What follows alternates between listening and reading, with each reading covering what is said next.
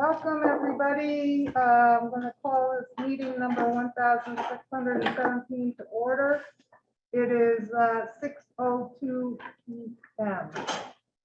I'm wondering if the reporter wants to know who is in around the table. Maybe that is our minute taker.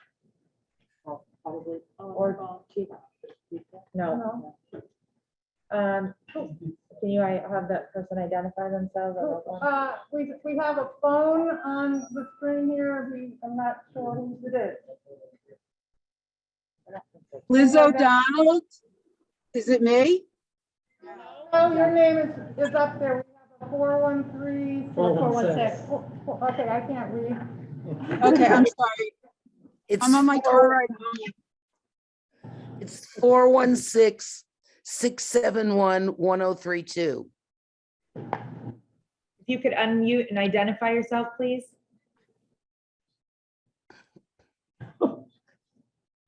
Can't hear you. Wouldn't be my first time. You can kick them out. I just want to make sure it's not the, here comes Laura, the minute taker. Is James DePisa our? Oh, me. For you, yep. Yeah, I'm James DePisa, who's member of the school committee. Welcome. So, But we still don't have the phone number for, so I don't see the minute taker if this is not the minute taker. Just so you know. yeah, well, we don't want to proceed until we know who's on the phone there. Can you, can someone? I'm asking to unmute. Yes, ask them to unmute.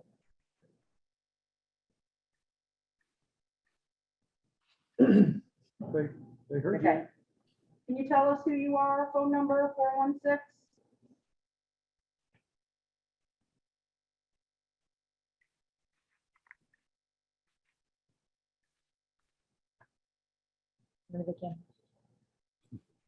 Can whoever's on the cell phone number, starting with 416, please identify themselves?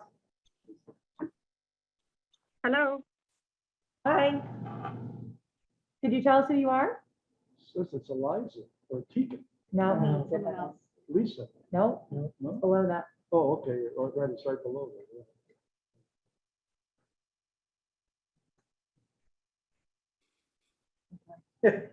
Try again. One more try for the person. 416-667, sorry, 6711032. What's your name? I have a feeling it's our, Do you think it's our? you could ask her. She's muted again. Yeah. I just asked her to unmute again. Are you the note taker, 416?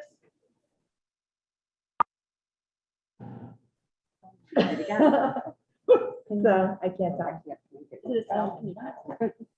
I don't know. Do you want me to send her a message using that number? But, Oh, you could try to. oh yeah, if you want to try that. Try texting, that would be good. Thank you very much.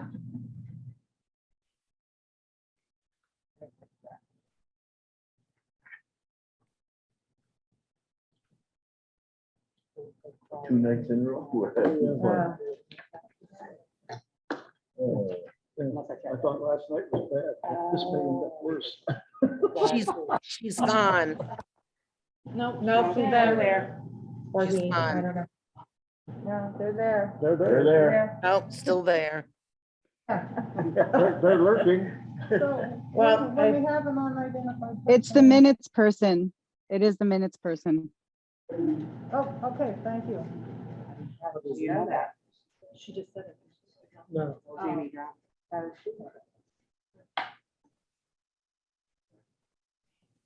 It's nice to know you're not a Zoom bomb. That's good. Well, all right, let's, I'll try, can someone just look that up and see if it's the minute solutions? Okay, I would just go. Okay, all right. Our first order of business is the student spotlight. Interesting.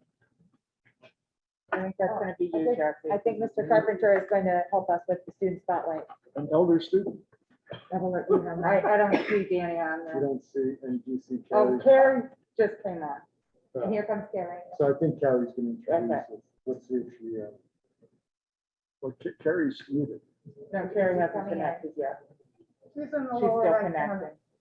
Isn't that her in the upper left? That's Cara. Carrie Ann, you're We've got thinking Carrie about. Ann, We're talking about a Carrie. different person. Okay, you're talking about Carrie. Okay, so there she is, but Okay. she's muted. She pronounces it Karen. Yeah.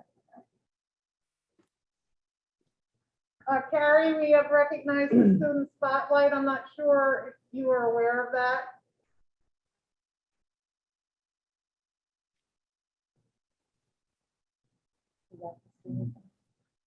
I don't know. He was gonna try to come in, but he was concerned about his connectivity.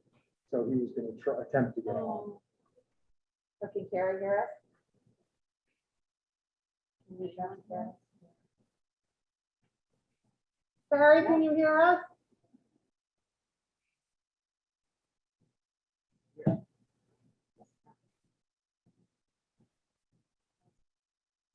I thought I saw the lights on in the room. She was She here was. for another Zoom meeting. She might be in her car on her phone, trying to get home and do double duty. I see, okay. Well, we can come back to this possibly. One more try. Carrie, do you hear us? Oh, lost it completely. Oh, she's still there. Yeah, I see her. You're not saying my name, are you? Hi. No? We're waiting to hear from Carrie Giordano. If we wanna wait and see if she gets back on, and then if not, I can talk about Did you get off?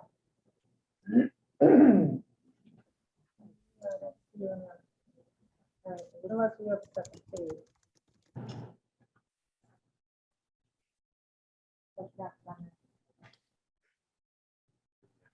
Student representative, why don't we do that and go back? Yeah, I made an error though, because the first thing I was gonna do was to introduce James DePisa, our new member from Egremont, who has gone through a lot of hoops to get to where he is on the committee, because I have to hand it to Egremont. They put him through the training for school committee, an interview process, and pretty good cross-examination, and here he is for us. James, did you want to say a word before we start, or? I'm just happy to be here. Wish I could be there with you, and hopefully this is just a reaction to the vaccine. I had the booster yesterday, and it made me pretty sick. So I'll be with you at the next meeting. And we also, thank you very much. We have another new person to introduce, and I will leave that up to Charles. You have to go towards the owl. All right. So it is my pleasure to introduce our interim assistant principal, Mr. Paul Sullivan. Before I let him tell you a little bit about himself, I am going to steal the spotlight and give him nothing to say. No, Paul comes to us from nearby Springfield, where he was most recently the dean of students. He visited over 700 homes during the pandemic when school was remote. So if that doesn't tell you a little bit about his character and his passion for the job. He's been 15 years an educator. He's been a math teacher, a dean. He graduated with a bachelor's in economics and a master's in education. He grew up nearby. He sent his 2 daughters to school in Tolland, south of Tolland. His significant other is a director of curriculum. And he's already only been here, what, 7 days? 6 days in total, but he's participated in a 4-hour fast pitch training. He has been to every one of our schools. He has been a school librarian. He has covered recesses, and he has helped teach math. We're really excited to have him here, and it's been a pleasure getting to know him a little bit more over the last couple of weeks. What else can I say? Yeah, so I'm happy to be here. I did have the pleasure to go out and read books to South Egremont outside today. That was nice. To the preschool kids, right? Kindergarten. Is it kindergarten? Okay, sorry. I visited all the kids in New Marlboro, and I'm happy to be here. I'm familiar with the area. My family has a place up in Otis, and we've always skied at Butternut and hiked in the Berkshires. So I'm not unfamiliar, even though it sounds like I come from a big city far away. That was just where I worked. Does anybody have any questions for me? There'll be plenty coming later. I'm sure. Welcome. Thank you very much. Thank you for being here. Have a great night. Thank you. All right. Now. See you again. How we're doing? Allison was our minute taker. She got on. Okay, great. Yep, I saw her. Okay, so Carrie Giordano, I'm gonna last call to see if you're ready to do student spotlight. You're muted at the moment. Can you guys hear me? Yes, we can. Hi, sorry, my microphone, I could not figure out how to do it, and I'm driving. I just pulled over though. So you'd like me to talk about Danny Wilkinson, yeah? Yes, please. Okay, so 9th grader, Danny, he is the only person from Mount Everett to have submitted a short film for the, gosh, I believe it's called Bridging Divides. I'm sorry. It's the Berkshire Taconic and Berkshire Film collaboration put on by the big grant that happened in our community last year. He was the only entry from Mount Everett, 9th grader. He was up against people 14 through 24, so he's the youngest in that category, and he won 3rd prize, which is a pretty great feat for someone that age. His short film was titled Body Image, and it was about body image. This student, phenomenal student, he's in my photography class. He learned how to edit all by himself using Final Cut Pro, which is a pretty challenging application. And yeah, it'll be screened, I believe, this Saturday. It's a free screening. I think it's at Simon's Rock, but please just look at the Berkshire Taconic and Berkshire Film flyer for more information. Thank you very much, Carrie. You're welcome. Well, I hope sometime we will get to see him, and I will let the school committee know about the screening time. Bonnie has a question for you, Carrie. It's this Saturday, the 4th at 11 a.m. at the Cransell Theater in Chatham. And then Danny Wilkinson was the only high school student. The silver place winner was from Endicott College, and the top winner is Bard College at Simon's Rock. And the one at Bard College at Simon's Rock is Sunday, the 12th at 3 p.m. Thanks, Bonnie. Okay, thank you so. Were you the one, this was my original question, who encouraged him to do this? I did. Well, thank you. No, I mean, I was actually, I tried to encourage all of my students, and I think I shared with Beth that day, I felt pretty disappointed that nobody was interested, and Danny really surprised me.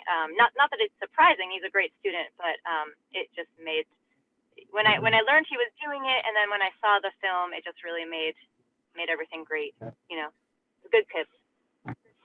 Is there any way that we can have it posted so that we could see it, or that it's on YouTube so that we could see it if we can't attend one of those showings? Yeah, so Danny has his own YouTube channel. I can surely ask him tomorrow if he wouldn't mind it being posted, and I'll do that if he gives us permission. Great, thank you so much. Sure. Wonderful. Thank you. And I think the only other thing we had promised is that we would show the Daisy's video from last time. So that would be the other piece for student ballot. Okay. Thanks a lot. Carrie, can you send a message to Danny that my husband, Larry Burke, who was the head of the film department at Bard, would be happy to mentor him. He's an expert in Final Cut Pro.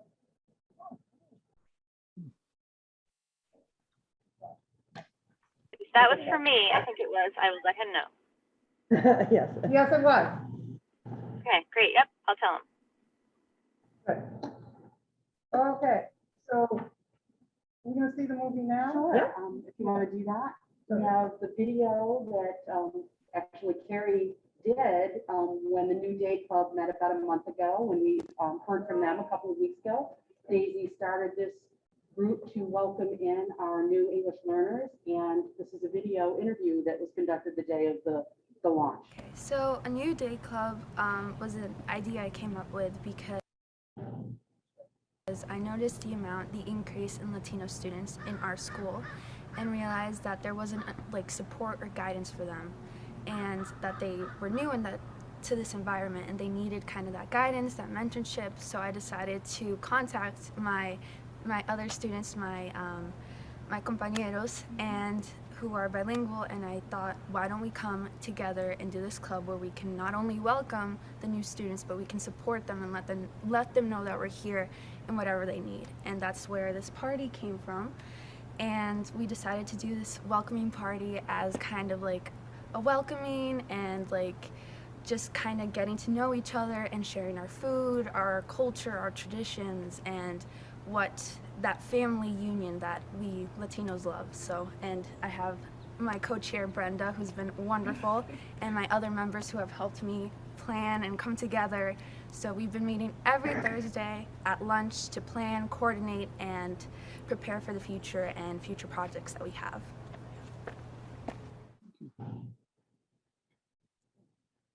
Very good. Very lovely.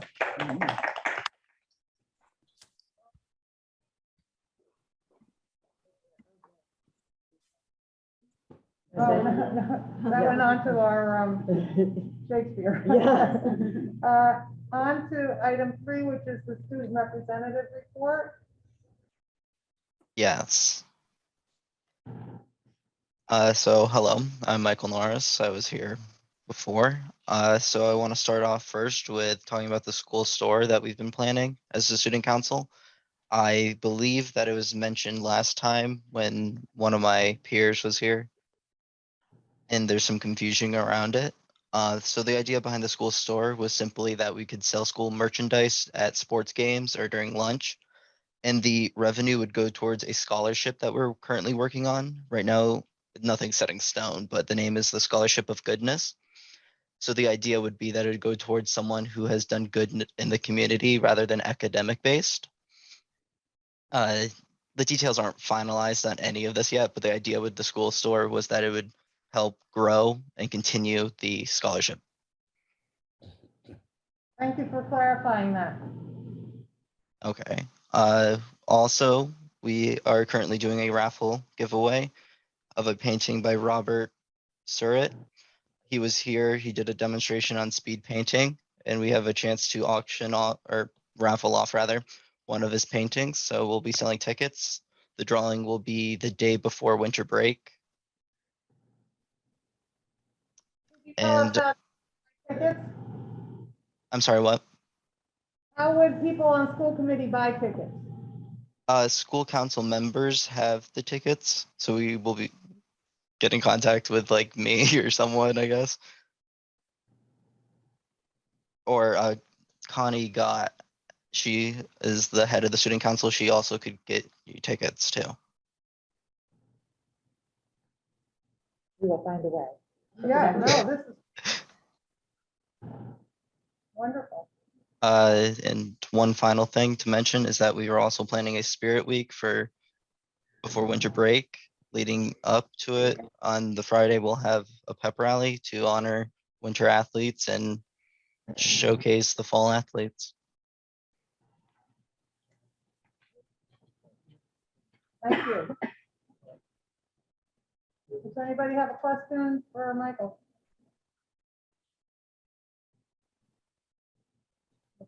Hands. Not seeing any hands. So we will go on to public comment. Just reminding the commenters that try to keep comments to 3 minutes. And items that are on the agenda are fair game. Thank you. So raise your hand if you would like to make a comment. I have a coach here who's going to help me figure out whose hand was up first, and so we can be fair about it. So Alana and then Amy. So we see Alana first and then Amy. Thank you. My name is Ilana Steinhauer. I'm the parent of 2 third graders at New Marlboro Central. I just want to start, you guys are the luckiest school to have Daisy Escobar as a student in your district because she is the most wanted student, I think, in the entire county. She's an amazing person. I want to speak just quickly about 2 things that are on the agenda today. The first is in relationship to the policy subcommittee. I know yesterday that there was an audio issue with the policy subcommittee and that it's being rescheduled for Monday. Given the agenda that was on the subcommittees, given one of the policies that's on the subcommittee's agenda, I think it's extremely important that there is, if need be, that there's a first and second read before the end of before winter break, so that if the policy does go through, which has a date of early January, that there's not too much pushback from parents saying there wasn't enough time. And so I will leave it up to you to discuss how that can happen, but it should have been read, a policy would have been read today, but obviously that can't happen because the meeting didn't happen. The second thing is about the COVID advisory committee. We all wish that I think we weren't dealing with this still, but COVID continues to be prevalent. And I think our school district has had a pretty horrible few weeks with the number of cases that we've seen compared to even other local districts. Massachusetts itself had 5,000 cases yesterday. This isn't quite going away. It is not the responsibility of the school committee to have the expertise on how to manage COVID. You were not elected during COVID. Many of you were not elected during COVID. You are here to run a school and hopefully focus on governing a superintendent and the curriculum that is under that superintendent. The COVID subcommittee and advisory committee, which will have no voting power, is proposed with using expertise in the area and science-based data to help you as a committee come make these policies that you are responsible for doing, such as masks and vaccines. Nobody would ever ask a medical professional to make education decisions or to hire a superintendent of a school without having expertise, opinions, and science-based data. You should not be expected to do that either. And this committee is going to give you the backing and the expertise and hopefully the information that you need to make choices moving forward. And hopefully the committee can be disbanded when COVID ends, whenever. We don't know when that is. So I would urge you guys to vote in favor of that subcommittee. I think it's smart. I think it will help protect you all and give you the information you need. And then I would encourage a discussion about how to make sure that that subcommittee, any policies have a first and second read before winter break happens. Thank you. Bravo, Alana, exactly 3 minutes. Ah. Okay, Amy. Hey, thank you so much. Elementary. I can you hear me? Amy, we can't hear Can you you. hear You're me? sort of crying and breaking up. Oh, Let me try something else.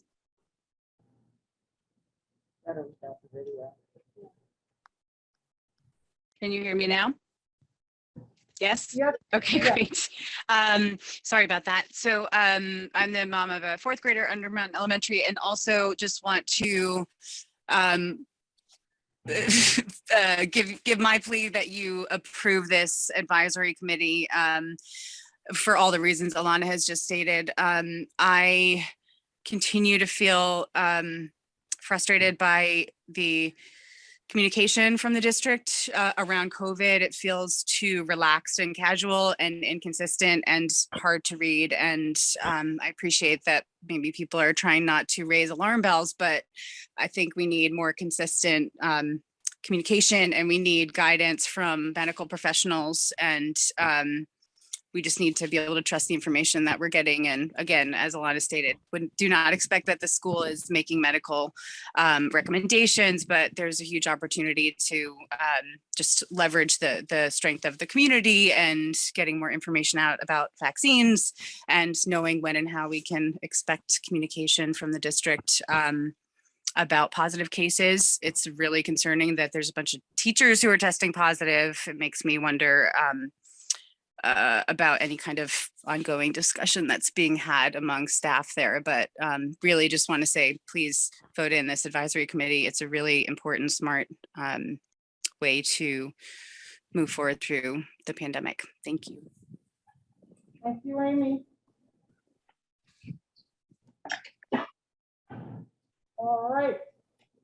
Seeing no other hands up, Amy's hand, I would assume, was going to go down now. We are going on to standing reports. With the first, it would be the approval of the minutes from our November 18th meeting, number 1616. Do I have a motion? So moved to approve the minutes. Thank you, Dennis Sears. Is there a second? Second. From Art Pataki, any comments? Yes, Jeffrey?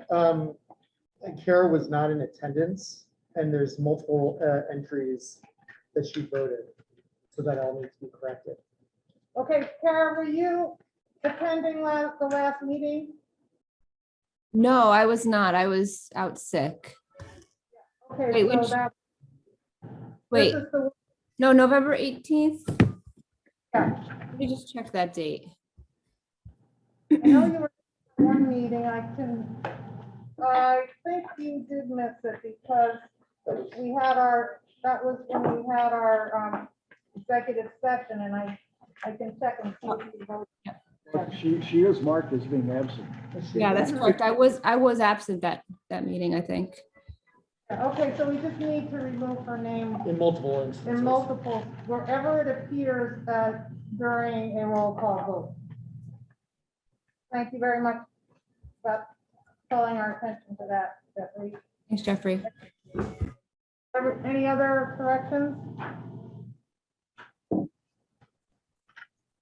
All right, seeing none, I will do the roll call vote. Jeffrey? Yes. Danil? Abstain, I wasn't there. Okay, Laura? Yes. Okay, Carrie Ann? Yes. Art? Yes. Tara? Yes. Dennis? Yes. Bonnie? Yes. Jane? Yes, and then I'm assuming that James will abstain because he wasn't there either. Abstain. Okay. Motion passes. All right, now we go to miscellaneous correspondence, and you can refer to the letter that we got from the Social Justice League regarding discussing the naming of the October holiday. And I think, Carrie Ann, I will recognize you in a moment. I just wanted to thank the Social Justice League for sending this to us, with attached the two proclamations from President Biden, one for Columbus Day and the other for Indigenous Peoples Day. And I'm going to propose to the school committee that we invite the Social Justice League to join us in a workshop meeting where we can spend the time that this topic deserves and combine it with discussion of other social justice issues that the school committee is interested in pursuing. Rather than bringing this to any kind of a vote tonight. So that's just my statement. And Carrie Ann? Well, one, I'm wondering if we could read it for those of who are online who don't maybe have access to the letter. It might be helpful for folks. And also if maybe we could have a follow-up from Jeffrey, since he was the point person on changing Columbus Day to Indigenous Peoples Day. I know that we had thought that we had actually voted on this and he was going to go back and research that. Yeah, I know that I've intended to put it onto an agenda and it never got there. In my recollection, but this is available to the public because it's part of the agenda packet. So if anybody wants to go online and look at it, I'm not sure that it's necessary to take time in this meeting to read it, because we will be discussing it in depth in the workshop meeting, which people will be clearly labeled as the purpose is to discuss this issue.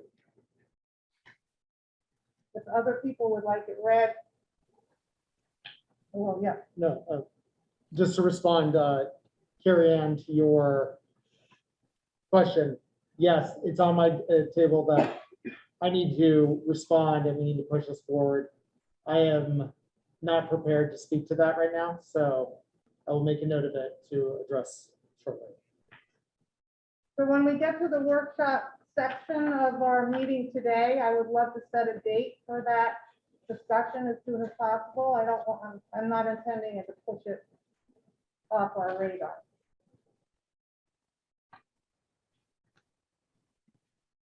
Is that okay? Do you have anything further to say, Carrie Ann? Okay. I think, we just might want to find a way to respond back to them to let them know how we're going to be accountable to their request. It might be, I don't know if we could write a letter back. Yes. Are you volunteering? Sure, I'd be happy to write a letter. Who do I send it to? I will send you the particulars. Okay. This was not emailed to us. It was hand delivered into the office, but I can get you the emails that you need. Great, thanks. Bonnie? I move that we take this miscellaneous correspondence and postpone discussion to a time appropriate and as part of a workshop, and that the social justice group be informed of that decision, and that they will be invited to present. Second. Thank you for putting that in the form of a motion. Anyone else? Do you want to add empowering Carrie Ann to answer? Well, if you make the motion, all you have, and it's passed, all you have to do is now inform Michelle as their advisor who sent the letter, the action that was taken. You don't need another letter. You just inform them of the motion that was taken if it passes. Okay, that's very efficient. Thank you. You're welcome. All right, any other discussion? I'll be happy to take a roll call vote on this motion. All right. Jeffrey? Yes. Danil? Yes. James? Yes. Laura? Yes. Ann? Yes. Arthur? Yes. Sarah? Yes. Dennis? Yes. Bonnie? Yes. Jane, yes.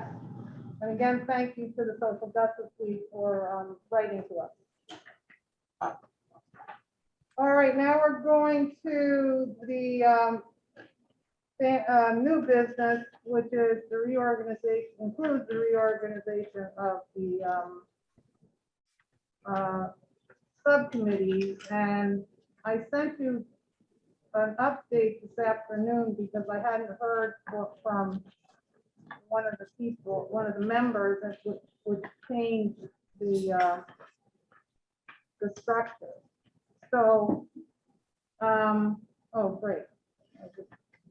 So now, I'll just tell you the changes are from what you had is the Carrie Ann was removed her name from finance, as I understand.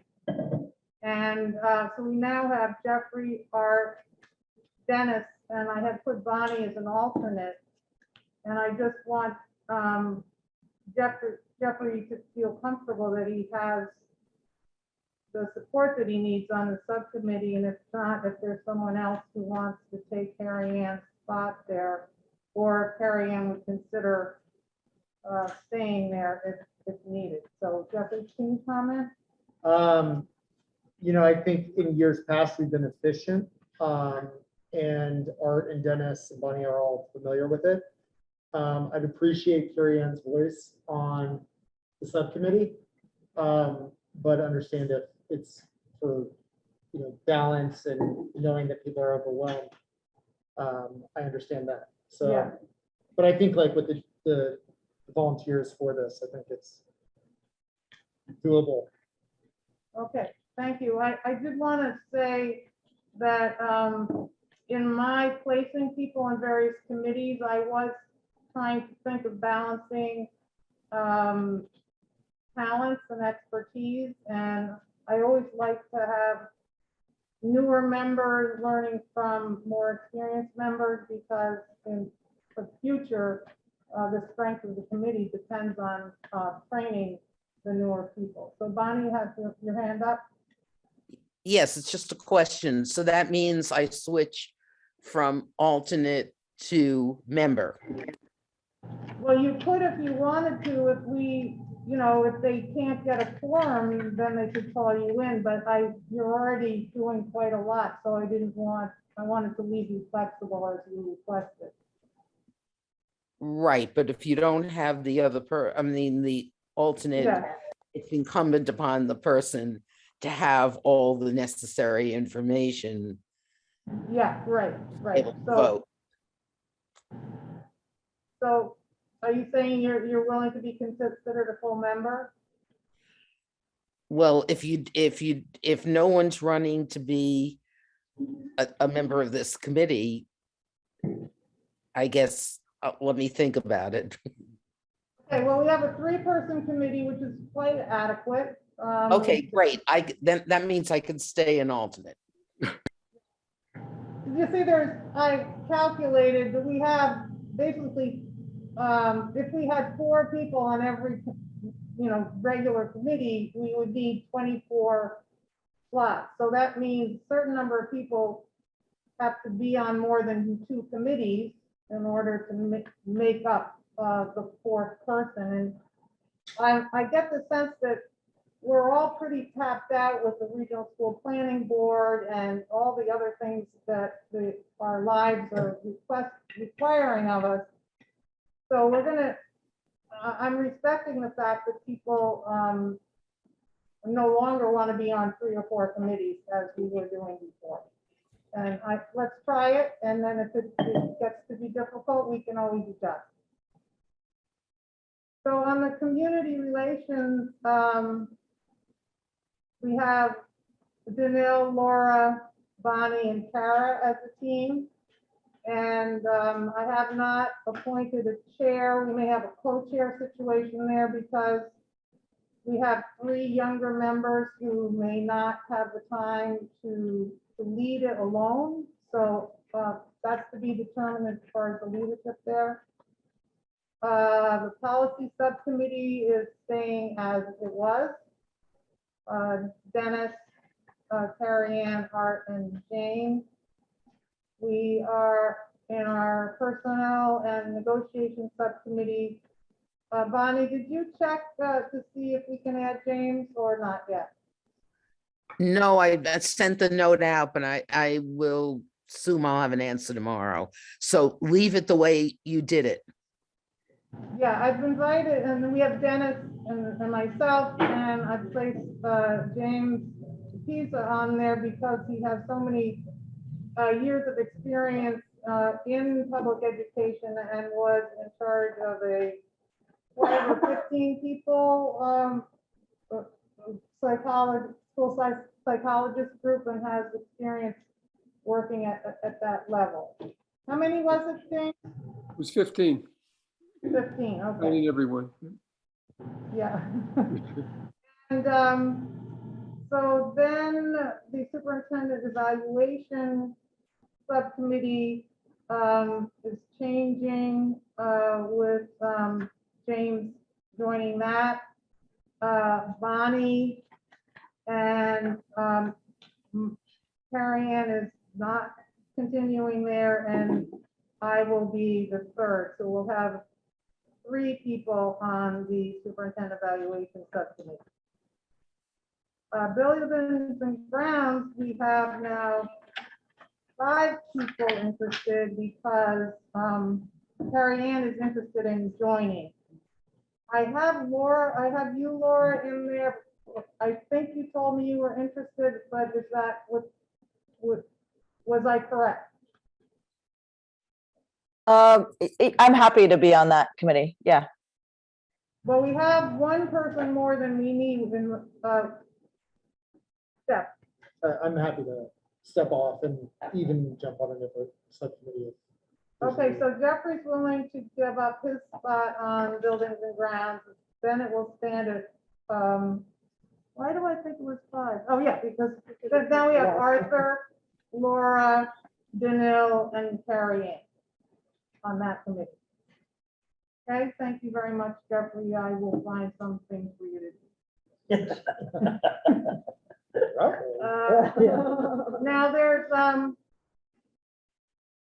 the ad hoc curriculum subcommittee, because it's called fairly rarely, I haven't populated it particularly. I don't think it counts as a regular subcommittee, so anybody who would like to jump into that, would you let me know, and I'll add you to this list of just 2 people at the moment. Bonnie and I are there for the moment, and we can have others join. Dennis is our MASC liaison, and Jeffrey, Dennis, and I have been the ad hoc executive minute review committee. I think we're good with that. Now, we have now on the ad hoc, well, this is not the regional plan, the regional school planning board. We now have Bonnie, me, Jeffrey has stepped down, Danil, and Laura. I was wondering with the warrant representative, whether Dennis has been doing it, whether we want to have another person in training on that, or so that it's not always on Dennis. I know there's some interest in being more aware of what the warrant is like, and I left a blank on that in case there's a second person who would like to participate in the warrant review. Dennis, is that every other week or so? It's kind of depends upon the demand. Yeah. And that's usually a daytime requirement because you have to come in when the business people are Yes. here. Yes. Yeah. So it's a little bit limited in terms of who has the ability to do that. Does anybody want to raise a hand that they'd like to get involved in that and they are able to do so? we could kind of do it on a as available basis too. So, if somebody wants to do that, but they can't make it some days, that'd be fine. But Yeah. it'd be good to have somebody else getting that experience. Yeah. Yeah. I'm interested in learning about it. I just, it's very tricky for me to get to the school grounds anytime before 4:30. Yeah, and then nobody would be here to be. Yeah, helping so then it won't work. Yeah. I certainly would say that there was someone available in the office past 4:30, and they're quite often much later. So, that's not an issue if you'd like to do that. Well, why don't we do it on, be in touch with you, Carrie Ann? It's on Fridays usually, isn't it? It could be It could be any day of the week. Yeah. Okay, it could be any day of the week, and let's try to make it possible for you to have that experience and see how it works. Then we have a liaison to the Berkshire Child Care Program. That's Bonnie at the moment. I want to. Oh, Eagle Fund, yes. It says, I think they usually meet about 8 o'clock in the morning. I don't know. Bonnie, were you used to the representative to the Eagle Fund? Yes, They meet around 8 o'clock in the And- morning. yes, it met at 8 o'clock in the morning. For an hour.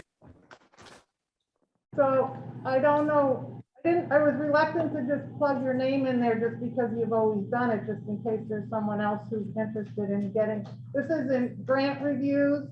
The school committee representing, helping and review grant applications for projects and applicants who want to do good things in our school district.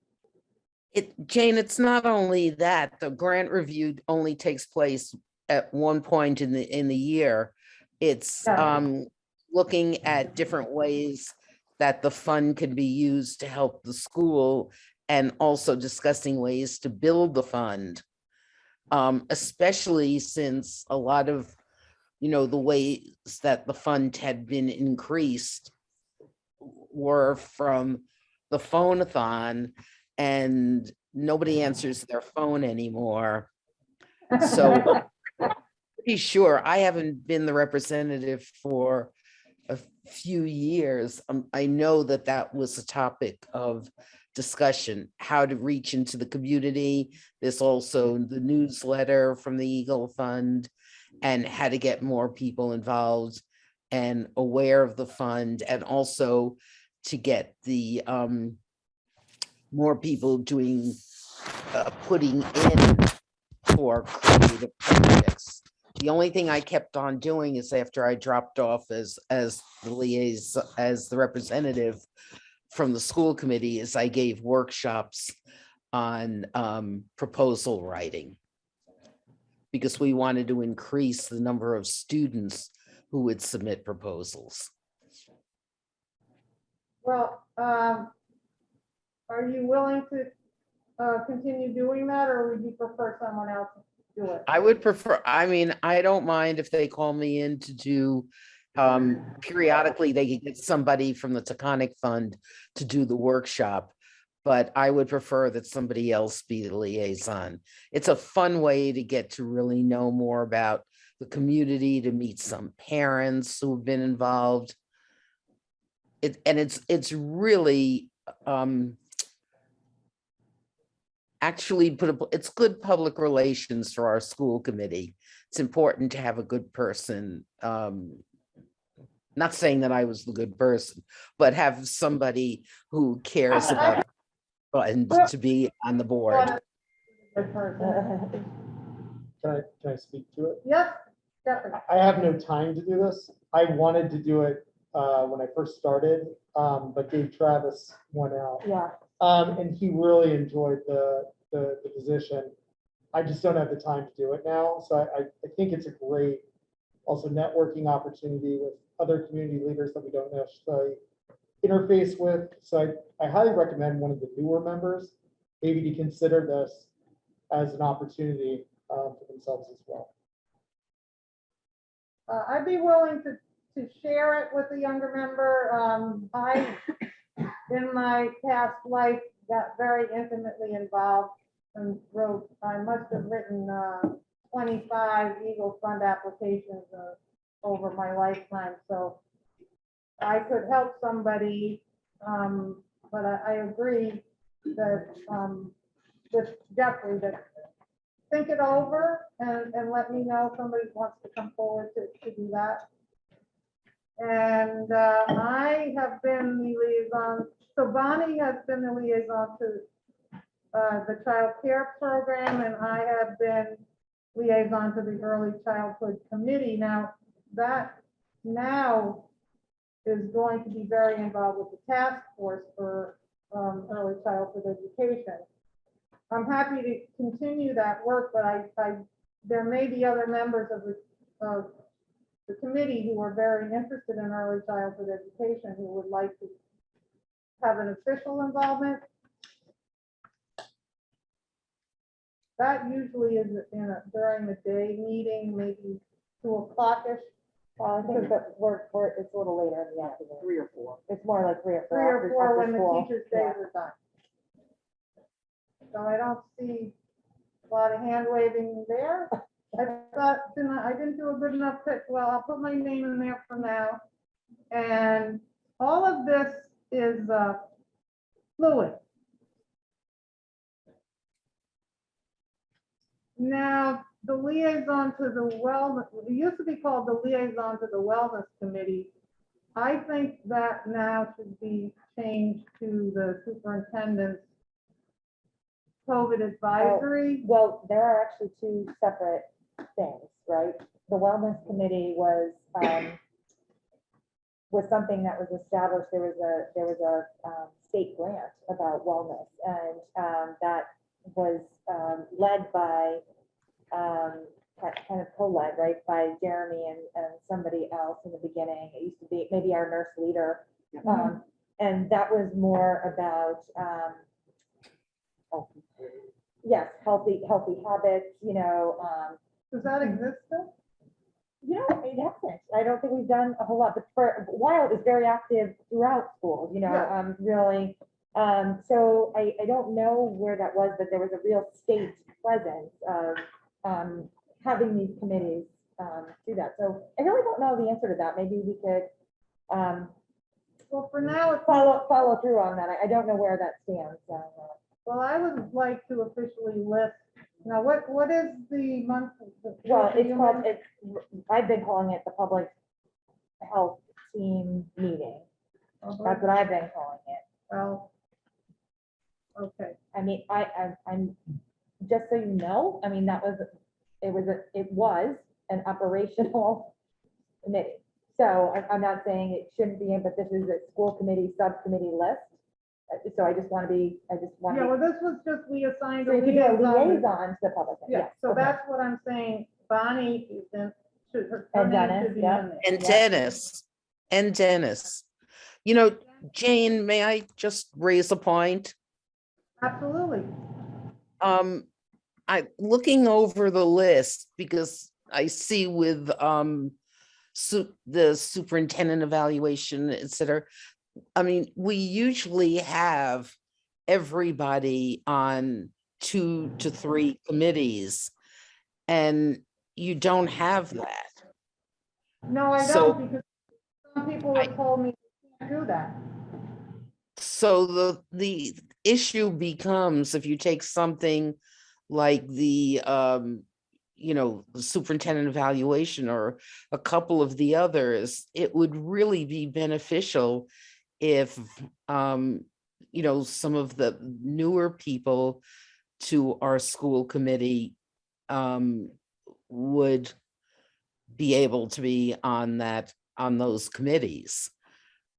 I mean, it seems to be, I'd be happy to drop off of, the superintendent evaluation, or somebody who really wants to learn the finance committee, I'd be happy to leave there.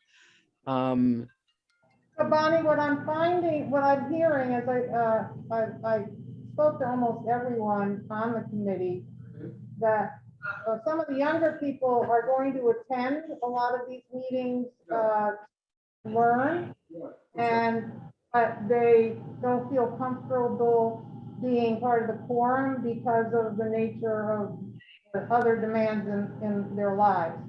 And we have operated with 3 people on some subcommittees in the past. And I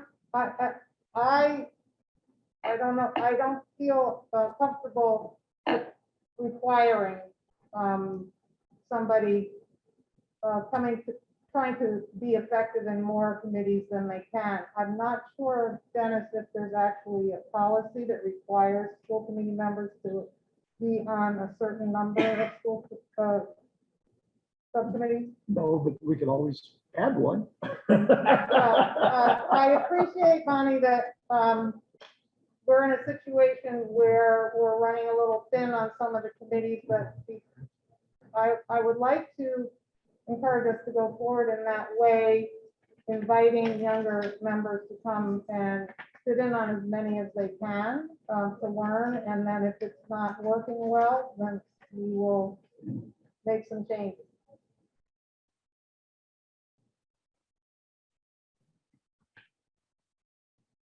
Sure.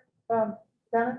Well, just before we wrap this whole thing up, a couple of questions I have are that, you know, basically there's nothing in our bylaws that says the chair picks the chair of the subcommittees. There is. No, it's always been in our, it's not been in, you know, I could be wrong. I wouldn't be the first time. No, I've read it about 5. But traditionally, that's been done by the committees.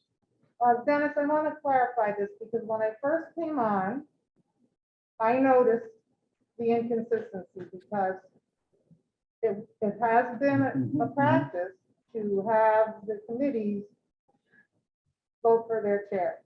I went into our policy and there it says that it's up to the chair to pick the chair of the full committee to pick the chairs to organize, you know, the committees with the approval of the full committee. So I'm bringing it to you for approval. This is the MASC position, and this is what is in our policy. And I brought it up to the policy committee. If that's not what we're doing, then we should change the policy. And the policy committee did not change it. So it does stand that way at the moment. I have no argument that the practice has not been that for quite a while. So if the policy committee wants to change it, I'm just following. Well, the policy committee doesn't change anything. The policy committee only but decides what comes before the full. Yes, so the policy committee wants to bring before the full committee a change. I have no opposition to that. Or if the committee members want to do it that way, they should, you know, I accept that, you know, that I have misspoken and that it may be the way the policy is actually written right now. But maybe we should leave it to the body itself to decide if we want that to be changed. Yeah, well, we could put it on the next school committee meeting to somebody wants to bring that up for a vote. I hesitate to spend time on it now unless people want to get to it right away. No, the only other question I had, let me skip past that one, was that we're still one short on the policy committee. The policy committee was 5 people and we lost 1 person. Well, it seems like. You stepped in as an alternate. Right, I did. So Yeah. then I'm willing to be a full member so that you have, that makes 4 people now. Right, but. Then we don't have an alternate, you're saying? I could be an alternate. Well, it's been 5 and 5 is, to be quite frank, I think 5 is a good number for that particular committee, simply because it brings more of a voice of the committee members in play to see what happens before it's ever brought in before the entire full school committee. So, I think that's why it was 5 to begin with, was that somebody at some time in life probably said that, okay, instead of like bringing policies, like having all 10 people involved, let's put that at 5 so we get a good sizing before it ever comes before the full body. That's all. I hear Janelle saying that she's willing to attend. We had 4 with an alternate before, so. Right, we had 4 with an, So we lost 1 member. We had 5. You were on as an alternate. Right. Then we lost a member, and then you, in effect, continued on. And I just wanted to bring that up, but I personally think we'd be better off to try to get it back to a full 5. Well, Janelle is stepping in, so this is great. Thank you. I was on it before, I think, a while ago. I think you were, yeah. Yeah, then when you first came, I remember you coming in, Yeah, so. that's fine. Okay, so, Bonnie answered me. Bonnie, yes, So should I add you to the list? yeah, I just put it on the chart. Okay. Yeah. Bonnie, Yes, couple of things. One, might I suggest that the early childhood and the childhood liaison program, just, it meets so rarely and it meets together, and unless Sandy thinks differently, we tend to meet when she brings the task force together. So why not just have one person for that?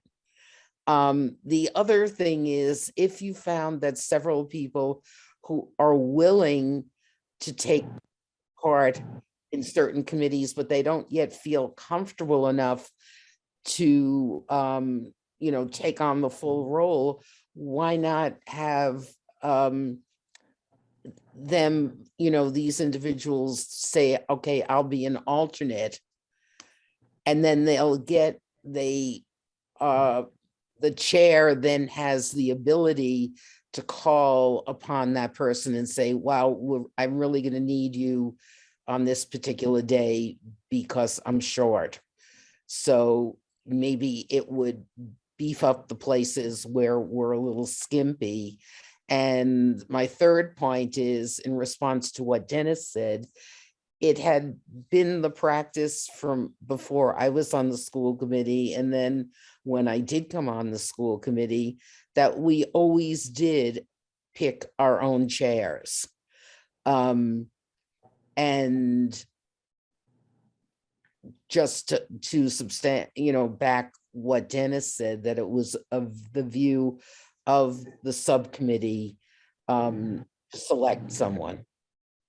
So whatever you go with, but historically, our district always did that as a selection of the school, of the members of the committee. That's it. all right, so anybody want to respond to Bonnie? Anything Bonnie said? Can I just respond to them? Yeah. I would just have a plea to maybe have you consider staying as the liaison for the child care program in the capacity that you have the history, and we had started the work on the special legislation piece for Okay. that. And Yes. If that, just with that piece alone, if we could maybe get that work completed and maybe focus some of our, free time, which I don't know what that is, but on that, because we have so much history of work already headed that way in the context. Right. That, And we have Smitty on board with that and all. Okay. Yep. just for I'll that do it. particular, if everybody is okay with that. Absolutely. I want to respond to Bonnie because when I first got on the school committee, not knowing anyone, and I went to at that point, you kind of filled in the empty spaces where nobody was. And there were the people who were established members chaired several committees each.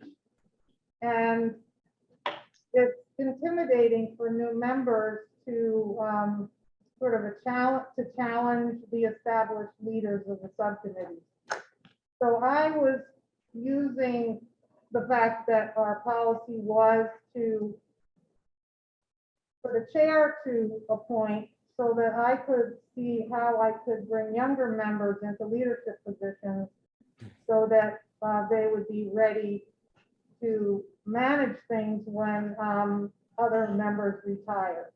So it's very difficult to unseat your fellow members when you're new to a committee. So that was one of my motivations to spread the leadership around and training new people.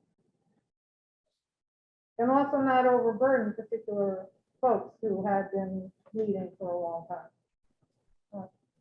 I remember last year, was it last year or 2 years ago when we started this, we've had the same conversation. This is at least the second time we've had this conversation.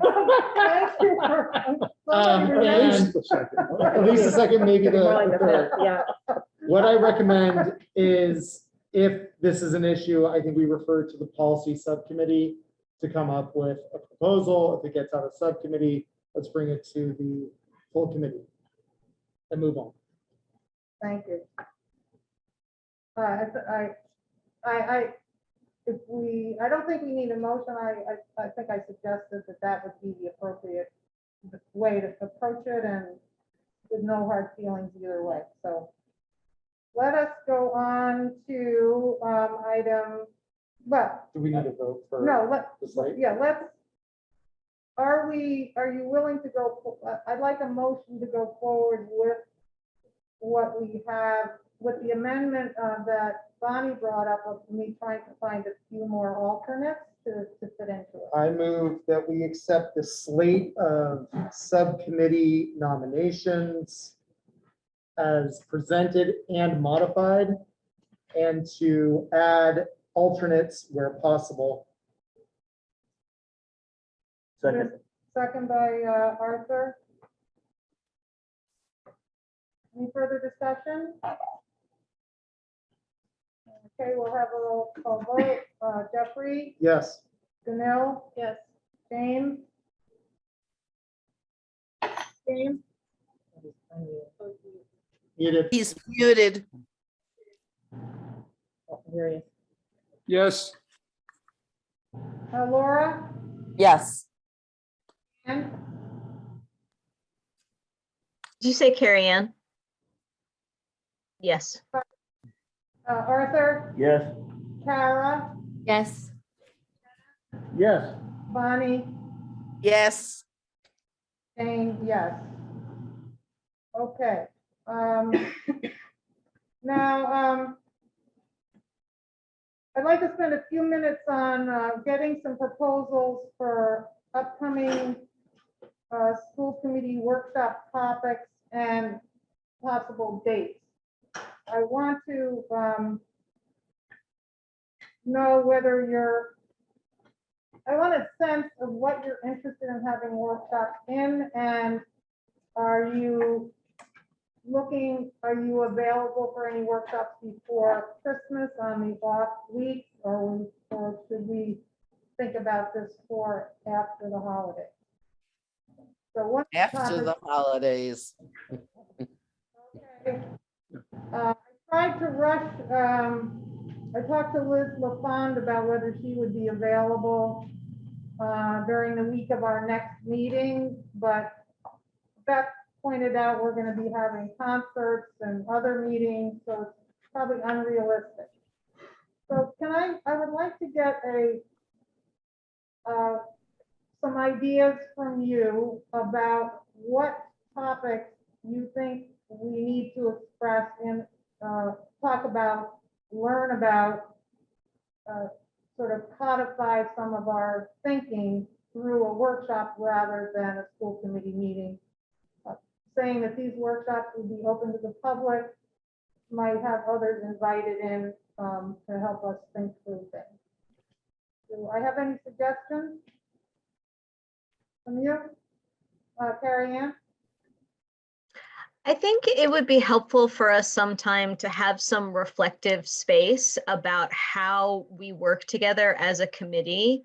You know, thinking about these subcommittees and hearing people talk about younger members as opposed to older members, new members versus older members.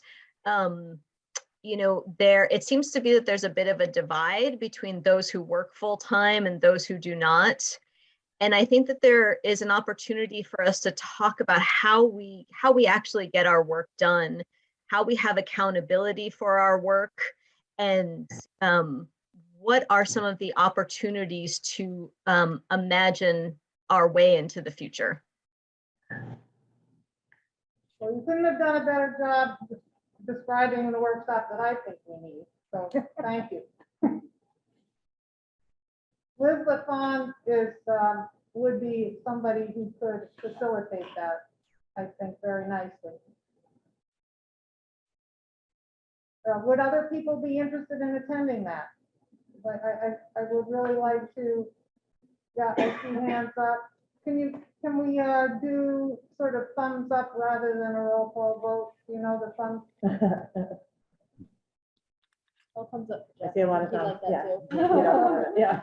Yeah, okay, that looks like a top, okay, so, and then is your hands, then we also discussed that we will have such discussion, a social justice oriented workshop where we get back to our action plan and work with the social justice lead on this issue of Columbus Day and Indigenous Peoples Day. That something that we want to spend some time on this spring? Yes. Yes. Okay. So the question is, are we up to one workshop per month? Or is that asking too much extra time? Dennis?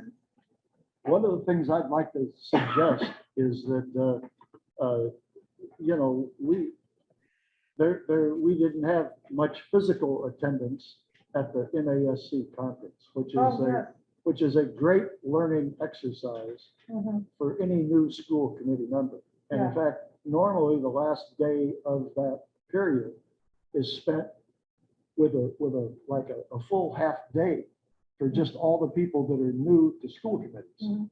You know, we didn't get advantage of that. However, one of the things that NASC has done, because so much of it was, you know, this year, is that they now have on their website posted all of the sessions that were held at this year's meeting. And I would recommend highly to some of our newer members of the committee that they go online to the NASC site. And first of all, that gives you a chance to make sure that you get registered at NASC, which, you know, is something we pay for, in effect. And that then you're able to go to their site on an ongoing basis and basically look at some of that material. You know, it's always a great session, which unfortunately, you know, this was a bad year for it. They didn't even have it last year. Yeah, I might want, okay, I'll get to you in just a minute, Bonnie. I want to reflect on what Dennis said. Is the other thing that conference does is it gives you sort of conversation time with other people who also went to that session. And perhaps we could set up like mini meetings with 3 or 4 or 5, not a quorum of us. We all watch it at the same time. And then when it's over, we talk about what we learned. Because one of the things we're so missing is conversation, non-deliberative conversation. So I think that could be really very positive. Bonnie, you have your hand up? Yes. I'd like to see us, apropos of what was just said, I mean, really being sensitive, doesn't matter whether you're newer to the school committee or been here for whatever amount of time. the idea of what our role really is as regional school committee members. And I think there's probably at this point not a shared view of what we should be doing as the Southern Berkshire Regional School District School Committee in terms of what I remember Dennis teaching me early on, that we represent all 5 communities. And because it's an elected position, how we're supposed to be or should be or might be interested in doing. And I think a workshop might get to Jane some of what you said of conversation, because I'm sensitive to the fact of not bringing together 3 people here, 4 people there. But I don't have a sense of Kara's view of her being on the school committee, Laura's view, our newest member, even, you know, Carrie Ann. I mean, we, especially because of the pandemic, we have not had the kind of informal discussions that we would normally have hanging out in the library, you know, before a meeting or talking in the parking lot, or other encounters.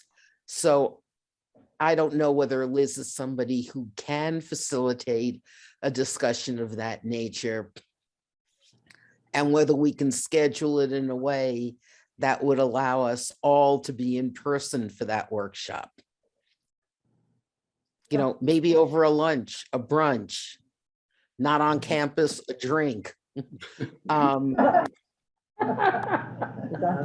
right, So that's my suggestion. thank you.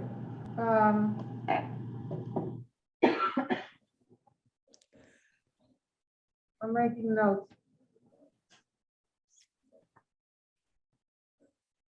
Can I get a sense of, because I think part of my job is trying to figure out how to fit this in with everything else we have to do and figure out what order they should be in. And I didn't get a response to how often you think that one of these extra workshops is feasible for you to attend. Because we have, with our 2 meetings a month that are regular and our subcommittee meetings, Carrie Ann, do you have a sense? It's not necessarily a sense, but there's a body of work and research that like talks about like when you have a group of people and you're trying to build cohesion and community and shared norms, you know, that there is work that you can do before a meeting, you know, whether it's, you know, not necessarily surveys, but there's different activities that one can do that can sort of set the tone for these types of meetings. And while we're having, you know, these conversations about the frequencies of subcommittee meetings and regular meetings, I think that it would be a good idea to investigate the other modalities available to us that aren't just about coming to these meetings, to develop a rapport with each other and shared information. All right, so I'm happy to inquire as to what's available to us through MASC or through what Liz knows, and if anybody else comes across materials or people who are familiar with this, would you please let me know so that we can get a sort of a sense of what our choices are? Well, apropos of what Carrie Ann just said, the tools that we used at the very beginning with the regional planning board, I think were very effective in giving us each insights into how we work as individuals in groups, and then to our subcommittees, the combination of people who were put together in subcommittees. So I would agree that doing some of that work, you know, buying a packaged product, or if MASC has material that they own, we don't have to reinvent the wheel. All right. I'll look into it. It's on my list. I feel satisfied with this discussion. Anybody else want to? Oh, and I don't think we should do more than one every 2 months. Okay, I would agree with all right. Bonnie on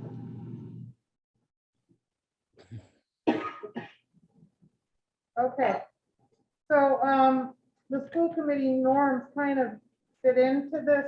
I think I'm going to put that on the table for tonight so that we can decide if we're working on that in one of these sessions, or whether we want to devote time at a regular business meeting. If you'll leave that to me.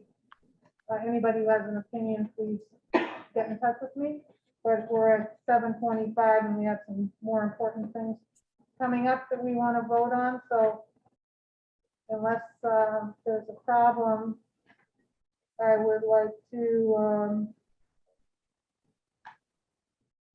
but I don't need to table anything. I can just, No, I mean, I think it was just a revisit. yeah, we'll revisit this in some iteration. So now we're going to unfinished business, item 7A, and you have some materials in your packet related to that in case you have not had a chance to read it. And since this was brought forward by Carrie Ann, I will turn it over to them. Thank you. So in the packet is the draft proposal that I put together, and following that is the actual language in our policies file BDF advisory committees to the school committee. And this,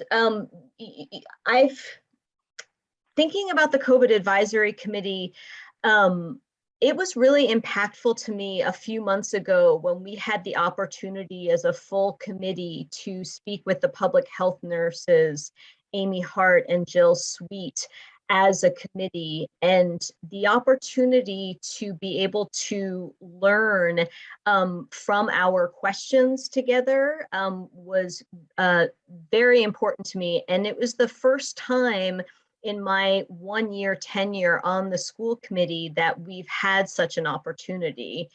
And in my role on the policy committee, I've had the opportunity to read through all of our policies. And it struck me that we have this opportunity to create advisory committees to the school committee specifically for circumstances such as COVID, when it is helpful for us as the school committee, as the governing body, to have expertise at our fingertips. COVID is rapidly changing, and it's not going away, and it is going to continue to impact our policies, and it's going to continue to potentially impact our budgets in how we're going to need to start making some financial decisions. And I really appreciated in our last workshop meeting when Liz LaFawn did such an excellent job of articulating the difference between the management of the school and the governance of the school. And I'm grateful that the management of the school has such a strong public health team working on the management aspects of the school. But in terms of our governance structure of the school committee, we do not have a formalized way that we are able to learn as a committee about real-time data. I know that it's been proposed that we have 2 committee members who right now are Bonnie and Dennis, who serve as liaisons to the public health team. And I think that this misses the mark for us in a few ways. One is that we're then reliant on them as a messenger to be bringing data back to us, and we're not able to hear the data from the experts. The other thing is that as Liz LaFawn pointed out, those meetings, they're not open to the public. So, which I'm not in any way saying that they should be, but the school committee, we are a public meeting. And so we have these multiple purposes happening at once. The public is learning in real time with us as we're asking questions and getting answers of experts. So by having a COVID advisory committee where they're able to come and present to us, we are learning, and the public is also learning and seeing how we're making decisions based on science and fact. Also from this discussion, I understand that we all have time constraints, and that some may say that this is then an added thing that will need to be done. I would volunteer to be leading this up and to be organizing it in any way, so as to not detract from everybody else's commitments. And I think, though, that the way that I've written this is for this advisory committee to be, hopefully for it to be disbanded at any point when it's not necessary. These folks would not be voting members. And in a year's time, if we could revisit if they're necessary at any point. This is a draft, so I appreciate any input and suggestions. And I would like for the committee to consider tonight making a motion to pass this. So with that, I would open up the floor for any conversation. Well, I think we need a motion, and then the conversation comes after we have the motion. Can I ask a question now? Because this is policy, does it require a first read, second read, or is that only something out of committee? This is not policy. This is not policy. Okay, good. She has done a very good job of tying it to, the policy under which we're doing this. Got it. But no, this is not policy. Thanks for Okay, so I'd like. So I move to accept the draft proposal of the COVID advisory committee. Is there a Second. Second. That's Laura. Okay, now we can have a discussion. And hands up, and then I'm gonna have Julie help me find out who's. Yeah, I'm sorry. Who's Dennis. who's doing, I see Dennis's hand. Dennis is up. I'll speak to my motion after. And then, Dennis and Jeffrey. okay, good, thank you. Dennis. Oh, okay. Sorry, I didn't know where we were starting. Okay. we're starting with you. First of all, I wanted to congratulate Carrie Ann in terms of doing this piece of work. I think this is a very good, very valuable piece of work. I'd also like to make a couple of suggestions. I think, among other things, we've never had any advisory committees, at least in my time, on the school. And how many years is that, Dennis? 200. No, I thought it was like 12. Well, or 13. feels like you're 200. I don't know how long it is, but Okay. be that as it may, a recommendation I would make to this, I think it's a very good proposal. I think it's a very good idea. I'd make a couple tweaks to what Carrie Ann has done, in that I think I would recommend that we have, instead of one school committee member who will act as chair of the committee, let's, this is going to be a lot of work, okay? I think it'd be good to have 2 school committee members on there, and whether they share the chair or whatever, they can decide that amongst themselves. But I think it'd be good to have 2 school committee members, which, that kind of puts a number in this ad hoc up for some, a little bit more. But I think that this is of such great value and timeliness that, I think we'd be wise to increase that number from 1 to 2. And hope you would accept that motion or accept that change. Jeffrey? So Carrie Ann, thank you for your leadership on this. In our discussions, I think you're very clear on that we don't know how this disease is going to be continuing to evolve. I believe that this addresses, the game operator where like you whisper into somebody's ear the message, and then after it goes through several years, the message is obviously not the same as what it would start out as. This is too important to play a game with, and I think bringing in expertise while we're making policy changes or policy considerations is very important to hear that straight from the proverbial horse's mouth. I appreciate the work that you've done on this. Thank you. I have an addition. I don't know how to state it, but you've listed the types of members that you think are appropriate.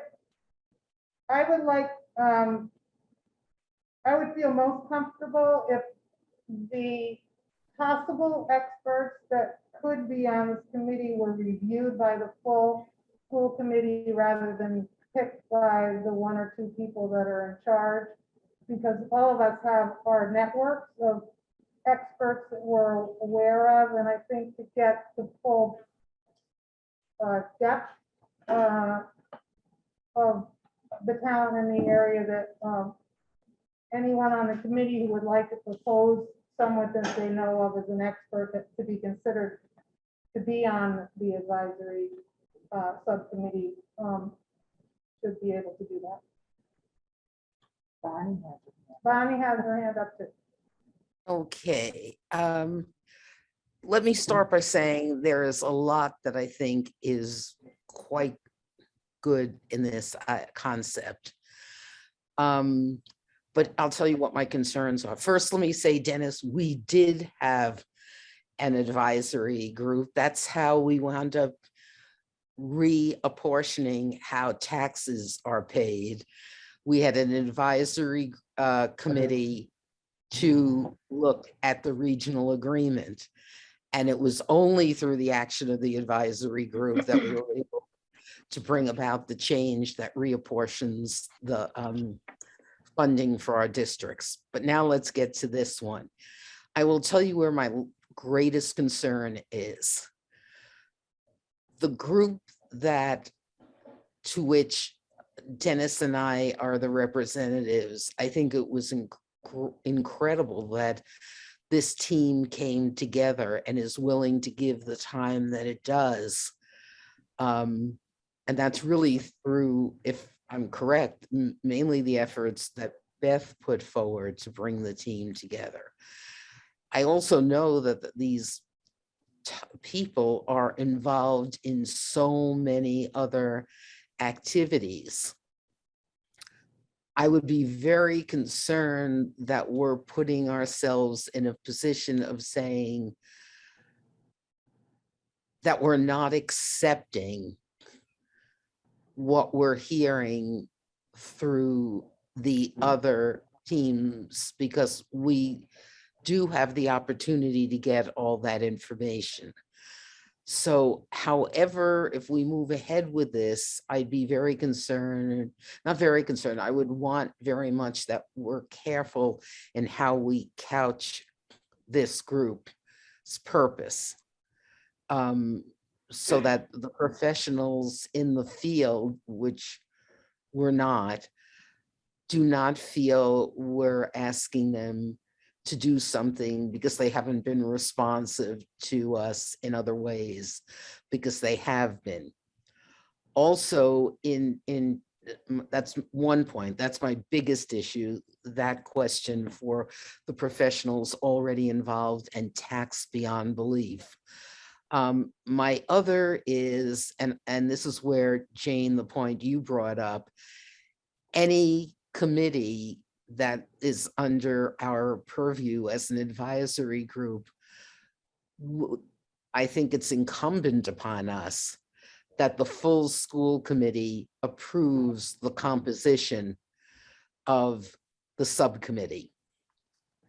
So I think that would be critical in moving ahead, should we move ahead on this motion. That's it. I'll put my hand down. I don't, Bonnie, could you repeat your second point? I don't think I got it, understood it.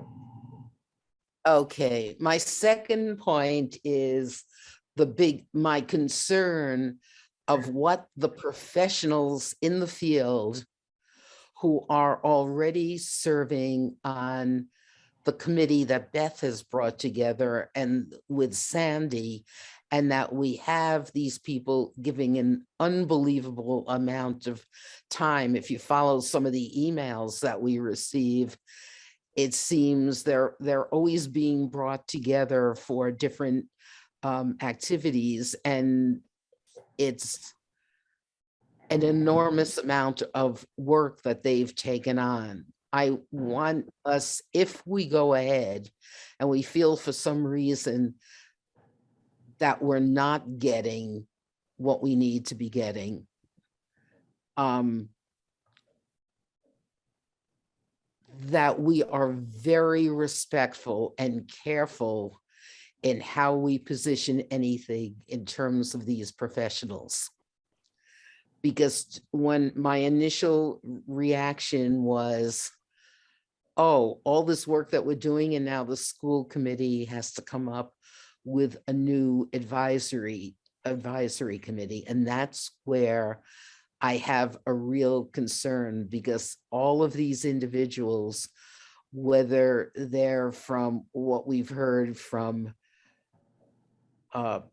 professionals at Fairview, whether what we've heard from Amy and her team, whether what we've heard in presentations, that Alana and her team have given, what we've heard from C3, we have so many people who have been giving so much to help inform the administrative team in our district in making any actions.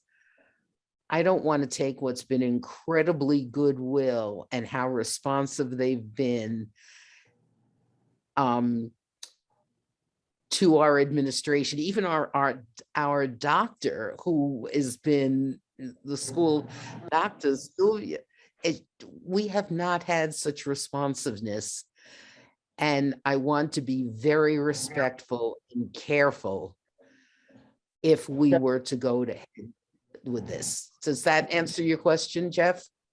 It did. I just wanted to be clear because I wasn't sure if I was hearing something different. Hands up. I do. I'm looking to see if there are other folks who want to weigh in, because the more we hear from different people, the more we can understand our own feelings. And I thank Bonnie for her new perspective. So I'm just wondering if anyone else, Art? Would you be reporting back at each school committee meetings once a month? How is this, or the whole team, or how is the information going to be brought back to the school committee? Is this a question to me, Art? Yep. Jane, may I answer? Of course. Okay. No, because again, then that would, like Jeffrey, called it, that would just be another version of telephone. It would just be, in my imagining, which can be sculpted by all, that whoever from the school committee, our job would just be to organize up whoever the experts are, and for us to, for example, right now on Monday, the policy subcommittee is reading Cambridge's example about student immunizations. And when we have our first read, after that, we may find it helpful to invite these experts to come to our meeting to speak with us, to answer questions that we have about them. So they would actually come to our full committee meeting just to answer questions. So the school committee positions would be to organize up those conversations so that to bring the experts to our school committee. not to ever be reporting back facts. Dennis is next, then Jeff, then Barney, and then. Well, I'm gonna jump Vanilla ahead because she hasn't said anything yet. I think that given that example that Carrie Ann just did, pretty much, this wasn't my concern that Bonnie had, but if it were, that would totally quell any of my concerns on the way that you present it, because we're not listening to the information that our current healthcare professionals are giving us. And like Bonnie said, they have so much on their plate and they've been doing so much in addition to their own jobs that I would feel a relief for them that if we were able to bring other, their own colleagues in and as an adjunct to our meetings, it would bring in more professionals and experts on this topic without having to draw once again their time and and take into consideration that. So I think it would just be more of an adjunct to what they're doing and maybe relieve them from some of their responsibilities and extracurricular things they're doing for us to have another kind of it seems like an on-call team that will help advise us as our issues come up, as our new policies are made or proposed. So that's Okay, and Carrie, an excellent job on this. Dennis. Yeah, going back to what Bonnie's comments were, what I like about this is that currently, yes, we're already involved with a whole different group of players that are not school committee members, but that are of the skill area that we're talking about here. What might be an issue with that is that right now, those people have a lot of they're from about 4 to 5 different groups, okay, in terms of, DNA people, et cetera, et cetera, et cetera, multiple organizations. And so they're kind of spread around that way. What I like about this kind of a structure that Carrie Ann has come up with is that this basically takes that group that we've already been identified with and kind of formalizes it a little bit to where, okay, now we're kind of all working from the same playbook, if you will. And I think that's probably a very good thing to have during this period that we're going through. So that's why I'm very supportive of this. Jeffrey's next. Thank you. I think people have said a lot of what I want to say. I want to make a clear distinction. And out of respect to the health workers who are volunteering their time and the staff that's working on the administration of our district, that line of communication is invaluable, that Beth and her team and the school nurses have this forum to make decisions quickly as executives and an executive body of our district. The distinction of what we're proposing here today is that this is allowing a group of volunteers with proper bona fides to help us in our deliberation of what policy is, right? And so we have current information when it's relevant about COVID as we're making deliberative things. And I agree, when we're in deliberation and something's coming up, we might not feel like we have all the information to help us make a good decision. So but I just wanted to make that clear distinction where I'm seeing this proposal not contradicting the work that Beth and her team and the volunteers who are already working are already contributing to our district. Okay, I see Bonnie, and then maybe we can close this down. Okay. I have a real concern now, based, Carrie Ann, on your response to Art's question. If there's any advisory committee that's established under the authority of the Southern Berkshire Regional School District School Committee, and it meets and there are deliberations, I would expect very much that the school committee representative or representatives on that committee will report back to the full school committee on a regular basis. It would become another committee report. I don't want to be blindsided and someone say this is what an advisory group is doing. Also, it brings up the added sensitivities, and here I would really, if I don't want to really put her on the spot, but I would really love to hear from Sandy, who is in a lot of ways our lead liaison there. I am very hearing the passion of these people, and also I would really want to hear the opinion of Sandy and perhaps Beth on this and how we can be careful. And I just want to add one other thing. I attended the meeting that was held. It was virtual, and it was when the first approved that children 5 to 11 could receive vaccines. And we were all invited. I mean, people didn't show up, any number, but I was not very alarmed. I was alarmed at how much the fringe on both sides were represented, because that's who was showing up to this meeting. And if we just say that volunteers are coming to this team, I think particularly given what we've seen over the past over a year and a half, we're really treading on thin ice. That's just my reaction. I just have a concern.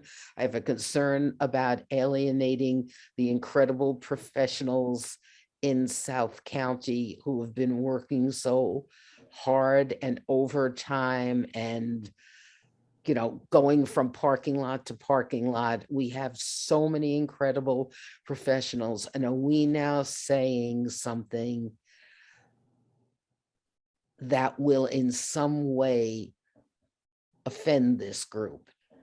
And if there's the slightest chance, we have to be very careful in how we couch the formation of this group. The individuals on the group, which I'm glad you agree, have to be approved by the full school committee, and how the information is processed and brought back. So that's where my concerns are. Bonnie, Not that I don't, there's a lot that's great in this at the same time. But is Sandy there? Would she be willing to respond? Isn't there? I just want to clarify that I think Carrie Ann said that this group would be reporting directly to us rather than the chair of that group coming and reporting what they had said. I'm not All right, sure so Carrie Ann, can you clarify what would be the, how would the information get to the full school committee? The convening of the COVID advisory committee would happen at the full school committee.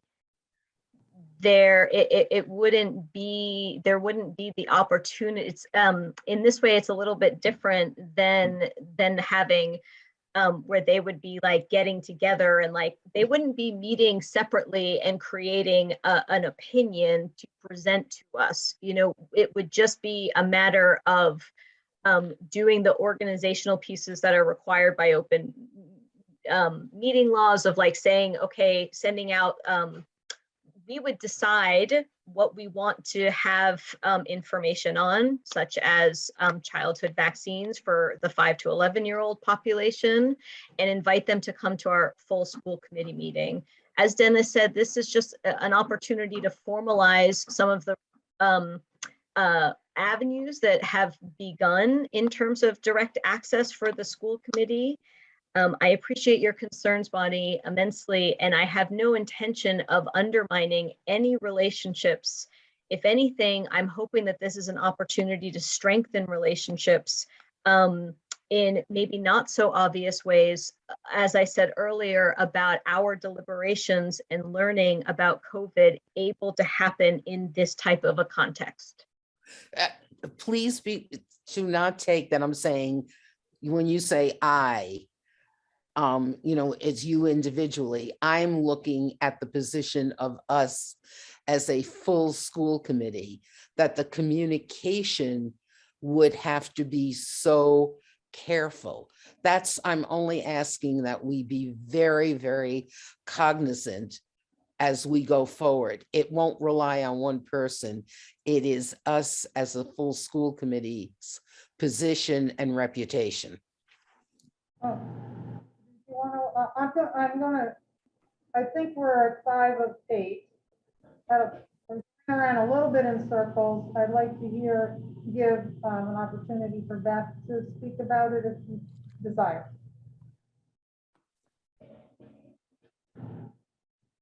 I'm not in opposition in any way to having experts weigh in. I'm a little unclear on structure. My understanding of ad hoc committees and or subcommittees and or school committee roles and responsibilities and structure would be that there is a reporting requirement to a full group. So if these groups are going to be in the full school committee realm, I think that makes more sense to me than that's not what I heard. I heard, oh, we're going to be talking about something in a policy subcommittee, so we'd be inviting some of these experts to help us during those decision making. So it just didn't seem. I wasn't sure I was understanding that. So I want to make sure that everybody can hear from whomever is speaking. I will say that I feel very strongly that we have tried to bring, in response to people's concerns, information to you in a way that was real time when you needed it. And so I'm not opposed to more of that. I'm just saying I do feel that that has been done. And so there is a little bit of a, we haven't been well informed, and that is a little bit of a struggle for me. So I just want to get that out there because I do think that we have had a lot of people give a lot of time. So I just want that piece to be.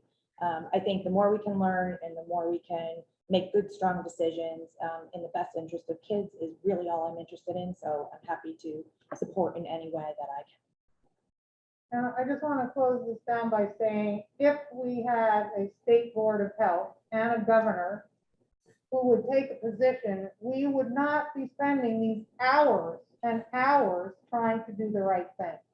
Because we have a very diverse community here. I have to speak for myself that I am very sorry that we have to spend all this time, which we could be talking about curriculum and other things, if we had the Department of Health on the state level stand up and do what they need to do. But there are, I think I'd like to see this voted upon, and maybe by the time we get it rolling, the state will have done their job, and then we don't have to do anything else. Jane, this is regarding my motion. Yes. I was hearing from you and Bonnie and some others. I'd like to amend my motion to say that before the members of the advisory committee are seated, that it's approved by the full school committee. Who was the second? Was that you, Art? Did you? Yeah. Will you accept my motion? Laura was the second. I was the second. Sorry about that. Yeah. Laura, what do you think? Okay. Yeah. To the proposal that the full school committee approves of the members, the specialists who are on this committee. That's fine. Thank you. Madam Chair, Yes. I'd like to suggest, not as a motion, but I'd like to suggest that probably the best thing, I think, after this discussion we've had, might be we should take this as opposed to making a firm decision tonight, we should review this with the people we've been working with. And just to get the nice, simple answer, is this something that would help or hinder? I mean, we've had a lot of people helping us. Okay, is this structure that we're talking about, is this something that would enable your help or hinder your help? You know, I think, you know, it's dawned on me that we have all this outside help that we've been working with. Let's be guided by what their answer is. You know, as opposed to trying to make a decision tonight. Do we have another meeting this month? Yes, we do. We have it on the 16th. I would like Yeah. to call the vote. Yeah, okay, I think that this is, So set- it's called questions second, and then we'll vote on that. so we have to vote on calling the question. All right, get my list here. Jeffrey, Yes, no, we're calling the question. we're voting Just on calling the question, We're right? not voting on the motion. Right. So we're voting that we've closed discussion and we're going to call the question, yep? Jeffrey, Yes, Danelle, Yes. James, Yes. Laura, Yes. Ann, Yes. Arthur, Yes. Kara, Yes. Yes. Bonnie, No, and James. Yes.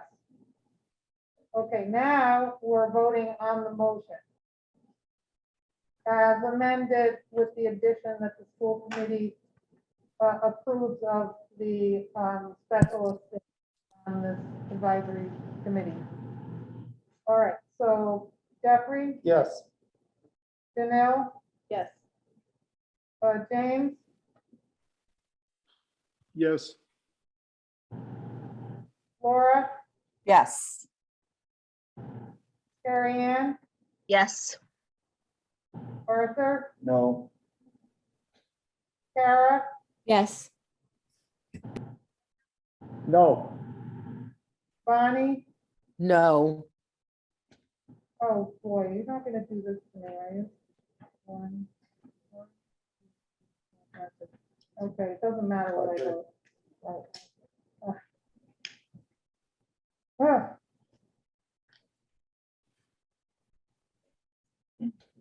Well.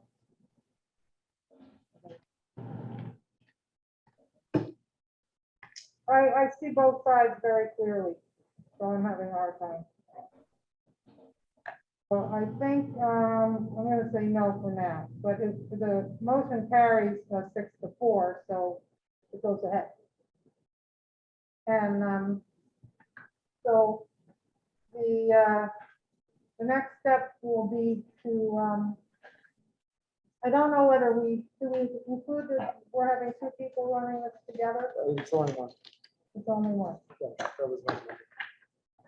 So I guess we have to decide if we want to put Carrie Ann in charge of this, and then, I move to appoint Carrie Ann as the chair of this advisory committee. Or- Second.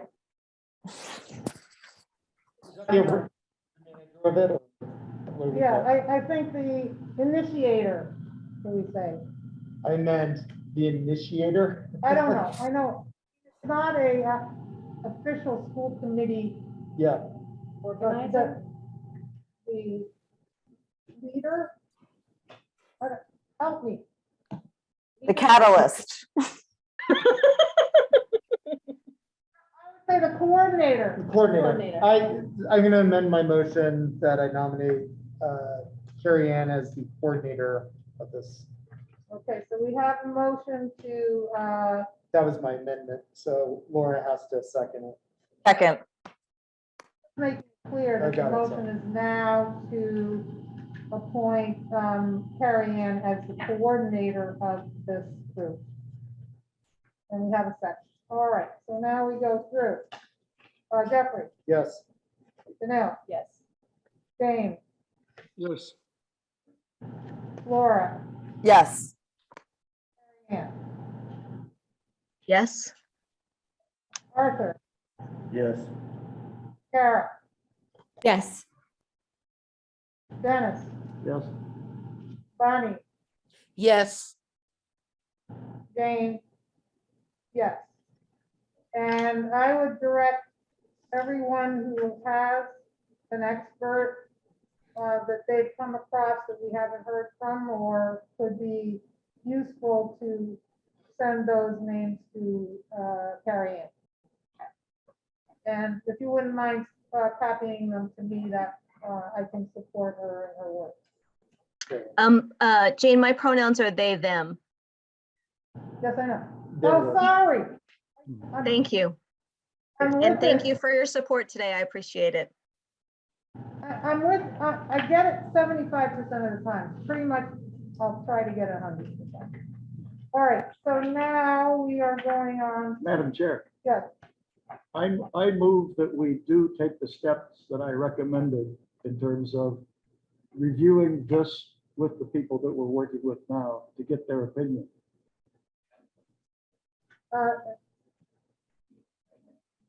well, with the purpose Of whether this would help or hinder. so then, and how would that, can you give us a methodology how we do that? I'm sorry. Come again. If you can be more specific about how we would go about that and for the purpose, how would that impact what we just voted upon? Well, it would tell us whether we made the right vote. You know, Yeah, that's- okay. All right, so Dennis wants to, Before we get too far down the path. all right, so Dennis. has I'll made a- second that. I'll second that motion. So Dennis's motion is to get in touch with our existing advisory team to Beth to get their reaction to this. And Bonnie has seconded that. Now we can have a discussion. Jeff? I appreciate the sentiment of the motion, Dennis. And I think out of respect, it makes sense, but what I'd like it to be is crafting kind of like the distinctions if we were to vote for this.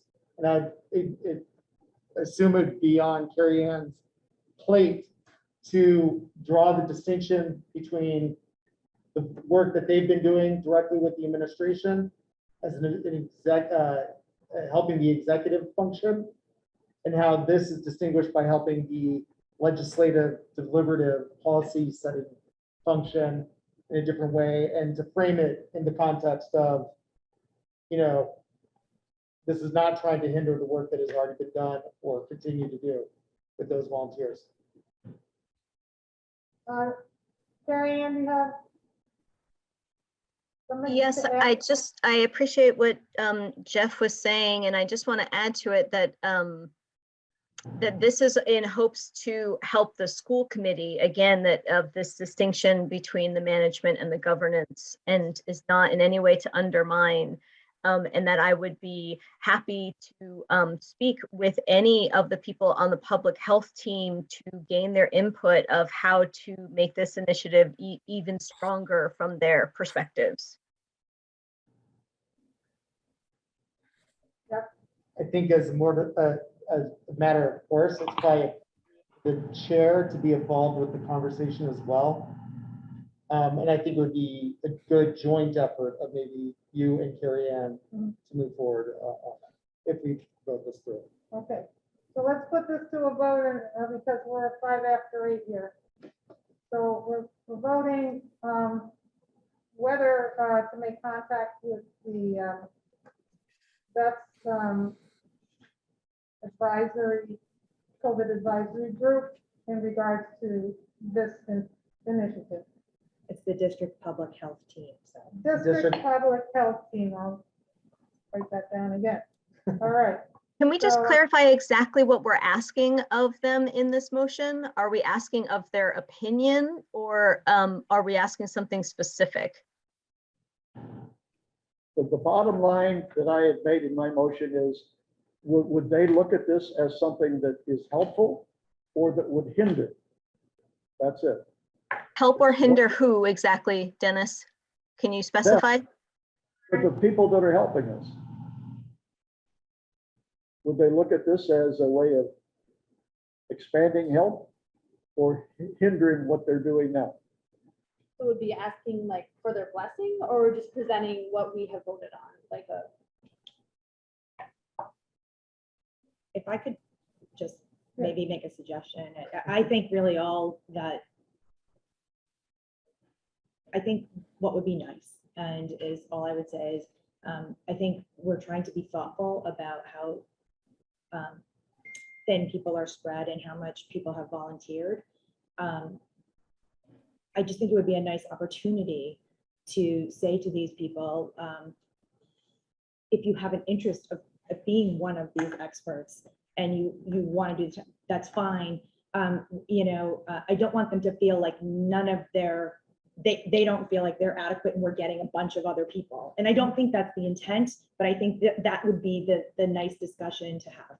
That's how I'm hearing this. Is that what? If I can comment, I think it's, again, that's the whole idea is that we want to do the selling work of saying, you know, we want to see if this is something that makes everything for both of us better. Period. So, and then it would be up to Terry Ann and I to contact them and have that discussion. And in light of what Becca said, do we want to offer them to participate? Any of them who wish to participate? Okay. Yeah, why not? I mean, they might say, I'm willing to, but we don't have to Well, I select them, think- but they might say, Right. I would be willing to, Right. whatever. Yeah. I just don't think we should make the decision to rule anybody out who might want to contribute more. Especially if they're qualified. Correct. Yeah, And well, already demonstrated a willingness to volunteer. Right, Yeah. so that's all. okay. All right, so, we ready to, is that clear enough to vote on? Yeah, I think Bonnie seconded. Yeah, okay. Yeah. So Jeffrey, Yes. Janelle, Yes. James, Yes. Laura, Yes. Mary Ann, Yes. Esther, Yes. Sarah, Yes. Dennis, Yes. Bonnie, Yes. and Jane, yes. Okay, now I think we can go on to the business with member towns. I did want to bring up the fact that to thank Jeffrey for his patience sticking with the Regional School District Planning Board and the frustrations and the time that it takes, and he has decided to step down. I wanted to give you a chance to make any comments if you wanted to. Yeah, oh, thank you. Yeah, my work life has gotten ridiculously busy in the last year, and it's important that I focus on that. And it's just that the demands of that committee was taking a lot of time. So much so that I don't think I could give the appropriate attention to it. I want to acknowledge everybody, especially who are on school committees, who are on that committee, and the superintendents. Their time is a lot is being asked of people of those committees. And it's, I think, important for the community to really pay attention. Whatever comes out of that committee as a vote isn't the final word. All the towns have to vote it through, and a lot of questions should be asked. Yeah, but I appreciate the honor to do that for the time that I was able to do it as well as I could. So. I wanted to bring forward to the full committee whether you're concerned that Alfred now has no school committee representative. With the Mass General Law stating that each town sends 3 people, one of whom is a school committee member, and we all serve all of the towns. If it was stated at the meeting that Alfred has to decide they want to pick somebody to replace Jeffrey, and I'm just putting it out there that this has happened. If anybody's concerned about us losing representation, it could be pursued. But I'm not sure we would get very far. So, Carrie Ann? I'm wondering if it's possible to, I would be happy to be considered to be on the Regional School District Planning Board. And if we are able to represent all towns, not just the one that we're elected from, maybe that could be helpful in terms of Alford losing Jeffrey as being that seat. I think the procedure would be. Dennis? The law as written basically says the people themselves that are from the town, they don't even have to be from that town. Oh. Let alone the school committee member. No, one person has to be an elected member of the school committee from each town. Yes, but they don't have to be from that town. Exactly, that's what. And right. have an opinion. Right. James, And the moderators are the ones that pick them. Okay, Yeah. but what's interesting is that it's not tied to either, none of the three members for each town are tied to that town, period. What the law says. Yeah, okay, so Bonnie? And we have that opinion. Bonnie? Yeah, my comment is just we should have a another person. And I thought I had heard rumors that Dennis was already being considered for that. I don't know if it's true. I'm happy to introduce both Carrie Ann and Dennis to the moderator of Alford, and you guys can resume your conversations. Very, very nice. Great. I appreciate, thank you for coming forward, Carrie Ann, and Dennis for being willing, and we'll see where it goes. Okay, so now we are to the subcommittee updates. I guess the finance is starting soon. Starting soon. We have a stat calendar. So there's a finance subcommittee meeting right before the school committee meeting on the 16th. So that would be 5 p.m. on the 16th? Correct. Yep. Okay. And the community relations and public advocacy, I don't think has met, but I have heard that there's been a very good response to the newsletter, and some people have called back to volunteer for task forces and other things, and so that's great. It reached a certain swath of the community, so the effort was well spent. So policy subcommittee, I'm so sorry, Dennis, that it didn't work out last night, but you're rescheduling for. But we do have a second read on a couple of policies Yes, tonight. we have a second read. You should have in your packet a read for AD, which is the vision statement and core values, and also for JEB, which is the early childhood entering ages. And we do have them. So we have them. You've had them now for some period of time. I'll take a motion to accept the. I move to accept vision statement and core values file AD. Second. Second from Bonnie, any discussion? All right, I'll take a roll call vote. Jeffrey? Yes. Janelle? She's Oh, she's gone. Okay, James? Yes. Laura? Yes. Mary Ann? Yes. Arthur? Yes. Kara? Yes. Dennis? Yes. Bonnie? Yes. And James. So that passes, and I'll take a motion on JEB. I move to accept early childhood entering ages file JEB. Second, Okay, so we got a second from Dennis and a motion from Jeffrey.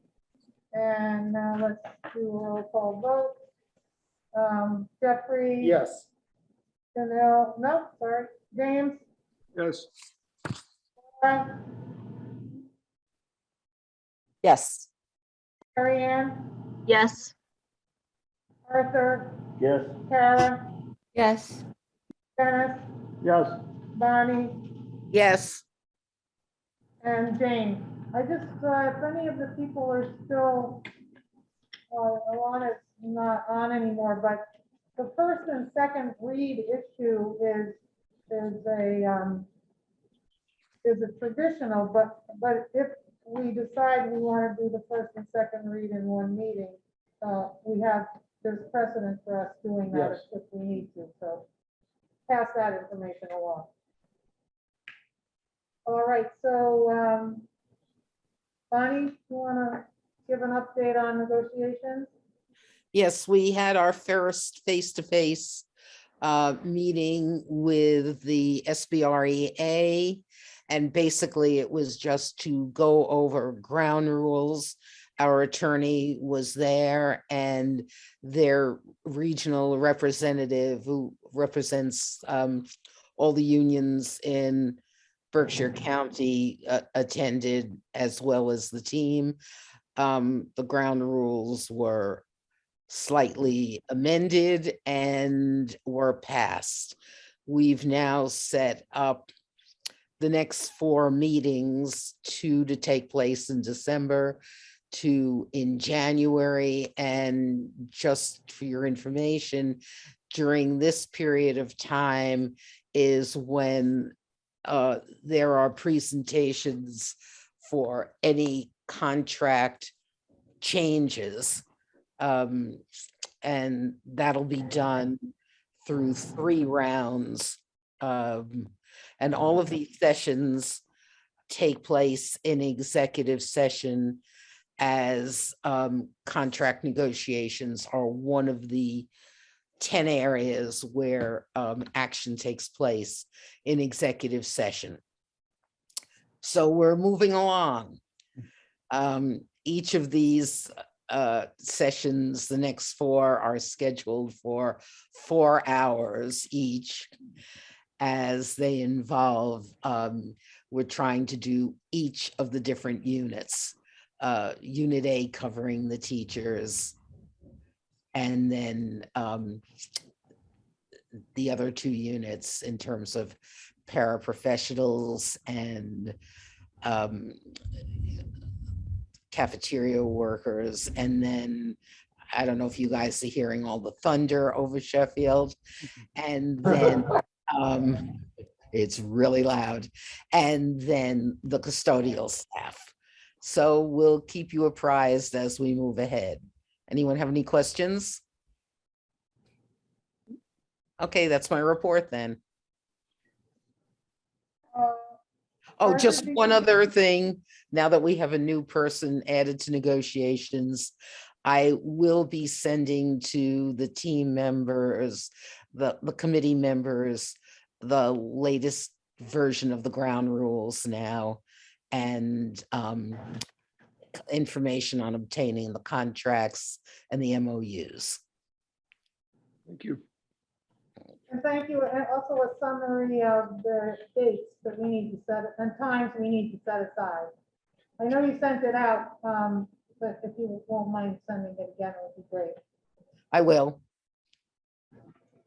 Okay, to Art Pataki for Buildings and Grounds, We haven't met. and the curriculum subcommittee has not met. The superintendent evaluation subcommittee, Carrie Ann, was there at the time of that meeting. Do you want to say a few things about it? Yes, we met, and it was really great, and it's going to be a really great conversation, and I'm sorry that I'm not going to be there for it, but it's really exciting. The new process and visioning that's coming out of the school, the superintendent evaluation process. So there, I think the next steps are that the subcommittee is waiting to get some things from Beth.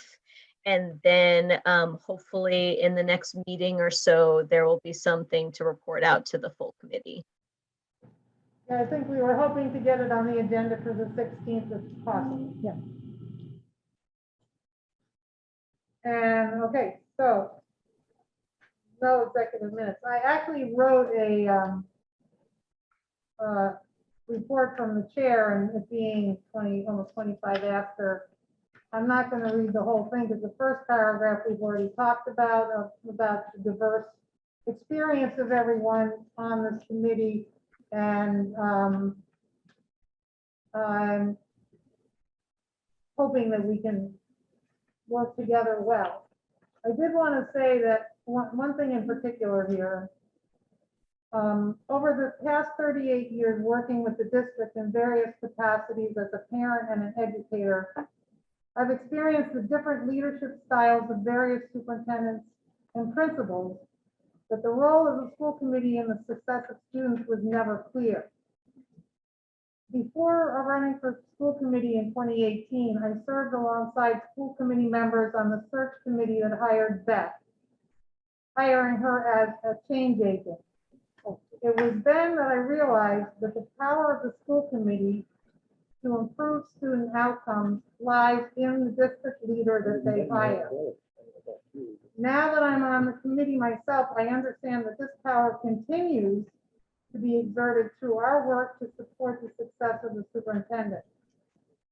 Over my years of working with various superintendents, I am very impressed with the current leadership team approach that's been established and the dedication to working together to meet clear goals shared by all of the districts.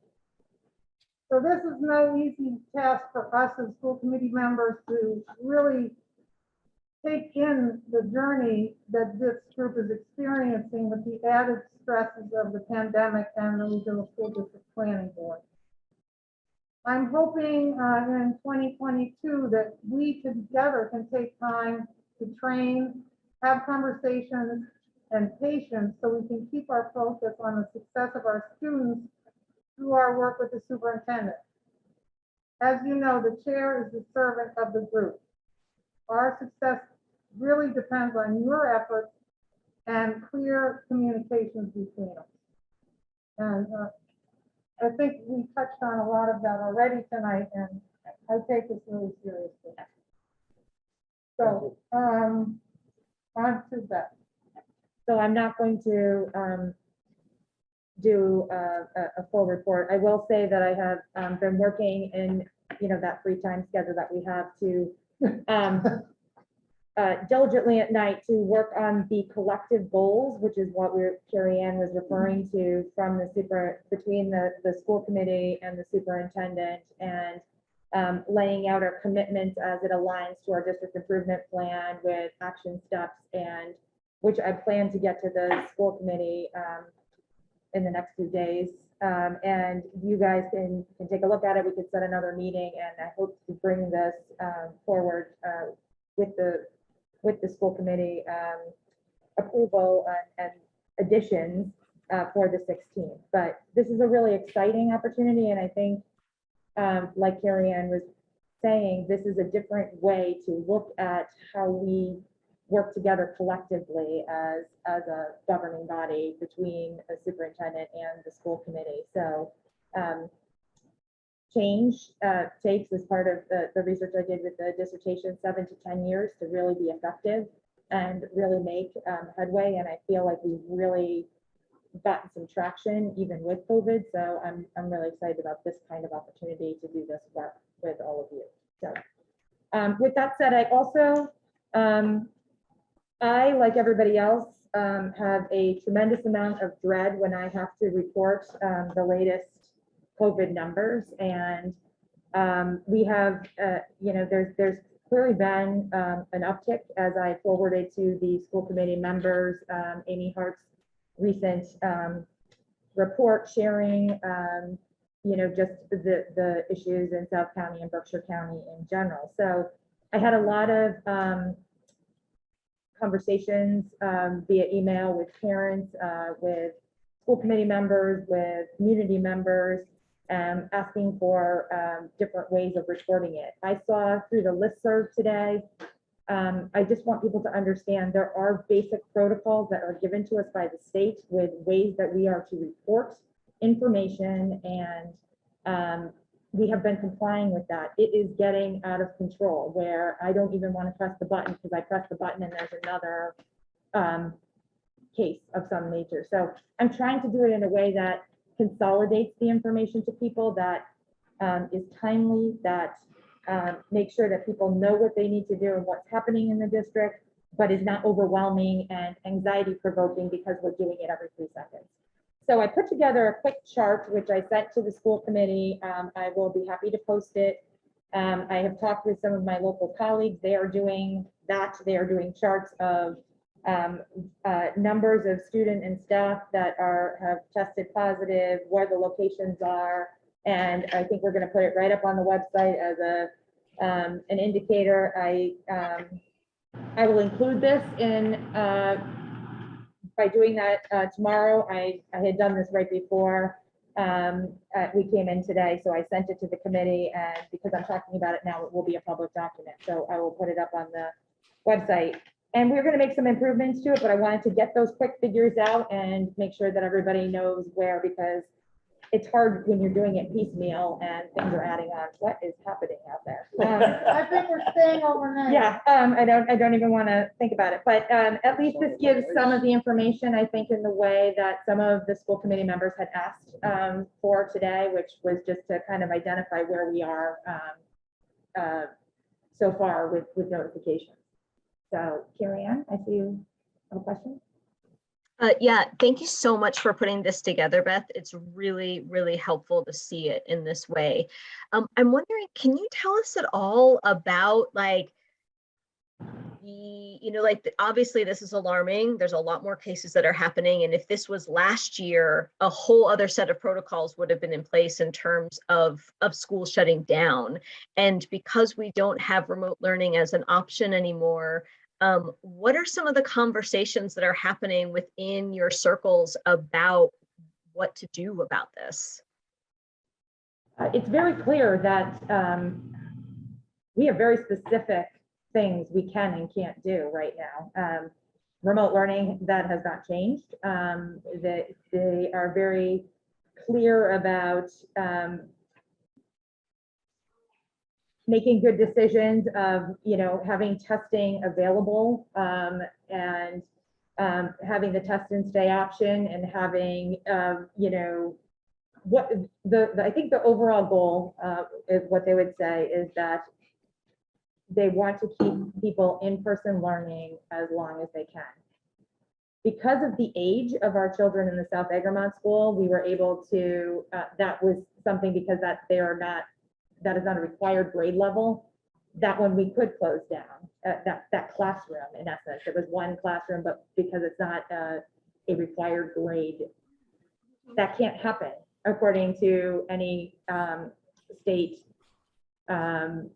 regulation, shall we say, right now. So we have different options that are available to us, whether you're testing, you're quarantining, whatever you opted to. I will just say our community has been amazing.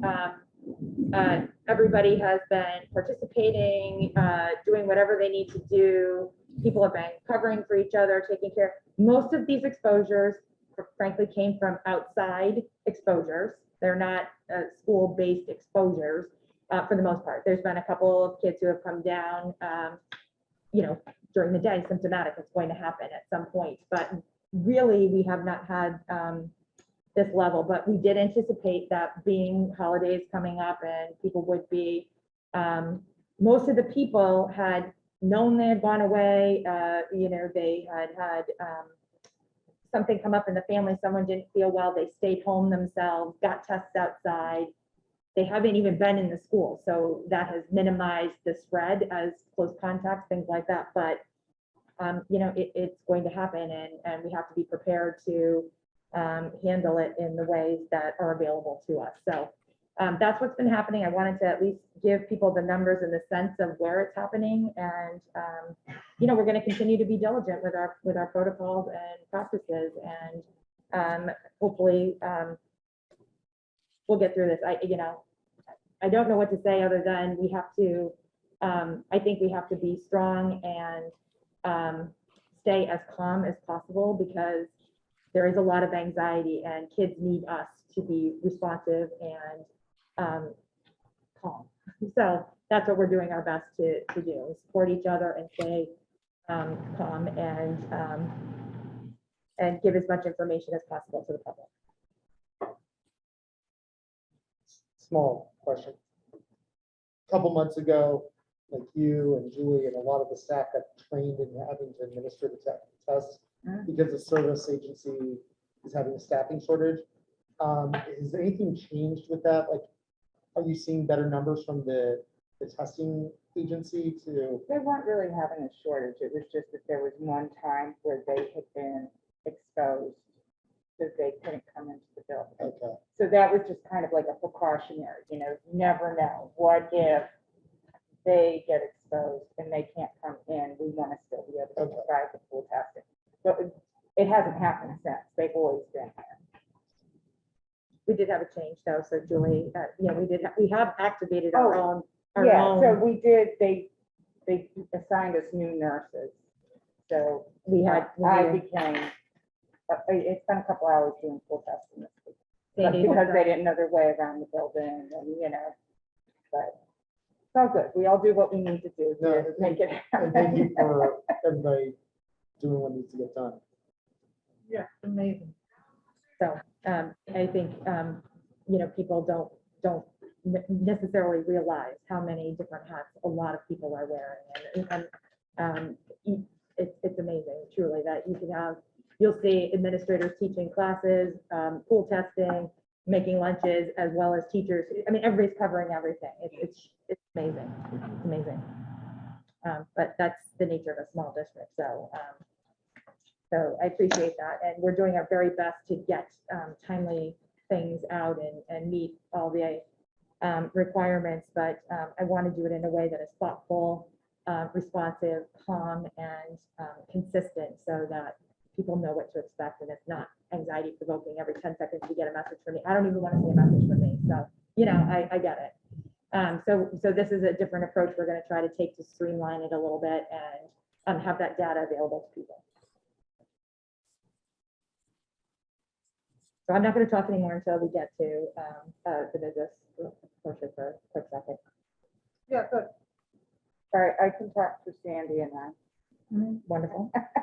Jane, I have my hand raised. I'm sorry. Sorry. Beth, when it comes to the authorities, the authority of the superintendents with these numbers changing the way they are, what happens in terms of things like basketball, wrestling, performances, etc.? Do we in any way consider the curtailing of outside attendees, volleyball, etc.? They have not changed. Again, as of right now, there's no change to distance requirements. I mean, the mask requirement is still in place, and we already have one that's stricter than that, but none of those things have been changed as far as what we have to do at this point. And now I'm not going to say that they won't change it, but as of right now, they aren't changing anything. So, that would be up to, the policy of the school committee if you want to make a change on that. But there are opportunities to think about.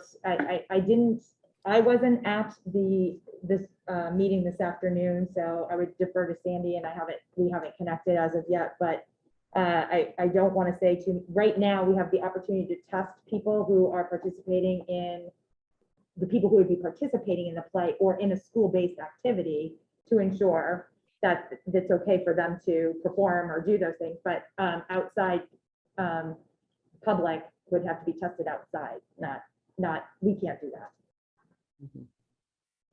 And you're not planning requiring anything like if we attend events to show proof of vaccination? Okay. just, I Thank just you. had, I don't know if Carrie Ann was next and then you, just by following the nature of the hand raising, it's up to Jane. Yeah, Jane I'm doesn't care. freaking so- out about getting home in the storm, so I'm losing a little bit of focus, I must say. well, you gotta wait till the rain stops That's right. anyway. you know, Yeah, so okay, so, Just a, Gary, I'm gonna take oh, your, okay, I didn't know who was next. I don't know either. I think we'll all get a turn, don't worry. Yes. I'm just curious about if with the opt-in testing and the pool testing, if we're able to shift strategies at all of going to an opt-out testing as opposed to right now what we have as an opt-in testing, or is that not in our like purview for decision making? Exactly. It is not in our purview for decision making. So all we can do is be there and support anybody who, you know, as things came up, there were people who hadn't made a decision and, you know, were identified as a close contact, and we helped them fill out the form right then so they could get tested and participate as a result. So I think we have pretty strong participation and increased participation as we move through this. Our numbers go up every week Yeah. on the people that have registered for it. For both pool testing and any form of testing stay. Once you register for one, you're in for any of those. So it's at the state level of it being an opt-in. And, Yeah. okay, thank you. Oh, Dennis, sorry. Yeah, just the question I had, this is a great chart. I haven't seen similar data shown for anybody else around here. And I just kind of wondered if you knew how, like, say our folks, our friends over in Hillsdale, you know, because that's probably. Berkshire about the- Hills? Well, Hillsdale, Oh, you know, which is actually New York, but, you know, it's pretty close to us. I would just be Or- honest to or say on that I down- haven't had time to read everybody's website. I just thought you might have heard some through the, yeah. I have heard honestly, and I'm just being facetious, but through the superintendent's network that, you know, our South County superintendents, a lot of us have said we're going to go to this type of format or some other kind of format, but I think we're up everywhere. It's up everywhere, and like the information I sent from Amy to all of you, everybody's experiencing it. So we're now rethinking it. I can't even imagine if you're, you know, in a Boston or a Natick or, you know, how they're reporting. They Right. couldn't be going with the method that we were going with because it's craziness. So The reason, what I was getting at was it's kind of, you see a trend. there's a huge Okay? trend. Mhm. And I was just kind of wondering whether, like, the Falls Village area, Canaan, that, you know. My understanding is we are all experiencing this kind of trend. Okay, But I mean, we'd have to look more details about specific, that's where our group that will meet next week hopefully will give us a good update. Yes. Art has his finger. Yeah, well, Oh, God, okay. I'm And it's the polite I finger. can't run this meeting much longer. Maybe this is for Jesse. Do our sports kids have to be vaccinated to play? no, No, Not yet. yeah. not yet. Okay, We're working on that. okay. We hope we get to vote on that pretty soon. All right. Real quick, Sandy apologizes, she couldn't stay, she wasn't feeling well, so that is why she is not here with the report. And I do not have a report, other than to say that we just had posted on our website yesterday our first newsletter educating our Eagles. And so I hope you take a look at it. Carrie Giordano made it amazing. It's beautiful. It looks so professional.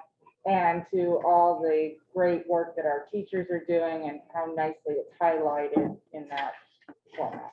Really beautiful. All right. I am sorry, Chris, that I forgot to move you up. So much business. Take it away. Well, first, I'm just going to do a quick introduction because this is another area that I think in listening to a lot of the discussions at the school committee and the questions that they've had about presentations of the warrants, and we wanted to try to start to give a higher level report because the school, that's the one. Yep, so I can't find mine, but I sent it to the first time, for the first time. I don't need it to talk about how it is, but the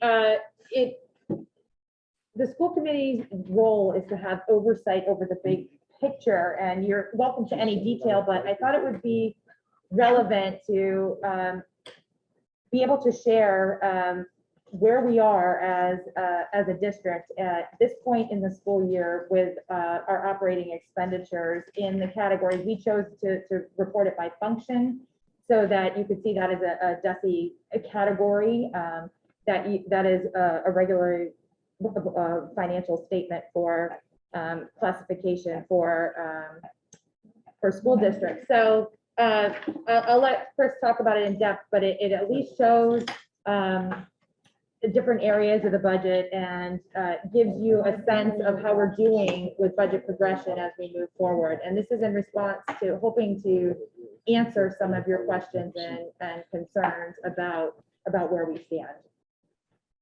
So Chris, I'm sorry, I just wanted to say I made you, we threw it in there quickly. I think I should own that, but.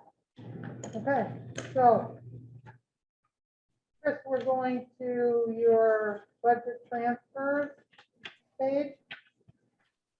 Sure. Yeah, so these are basically just budget transfers to bring all of these accounts back to a positive balance, basically. You know, we do this several times a year. It's common stuff to pretty much clean up the budget, move balances from accounts that have extra funds into accounts that need more funding. You know, basically with the nature of a school budget, you pretty much plan it like, I mean, for example, I have next year's budget built now. I know we haven't started the process yet, but I have all the personnel updated with next year's salaries, et cetera. And when we finally approve a budget, say at the end of February, early March, there's a lot of changes that happen between early March and say now. And, you know, personnel come and go with different salaries, et cetera. So this is the reason why we have these kind of budget transfers. And so this is the first set that we've had this year. You know, there will be more, obviously, but this is just the first round for your approval. I can answer any questions you might have if you have any. I move to accept the budget transfers as presented. That's Jeffrey, and a second from Arthur.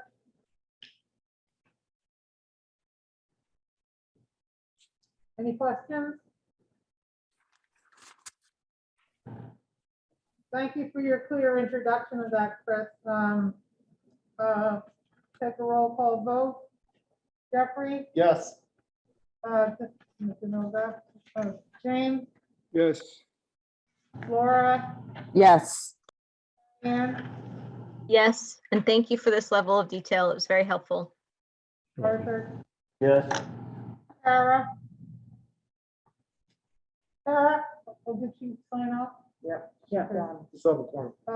Yeah, Dennis? Yes. Bonnie?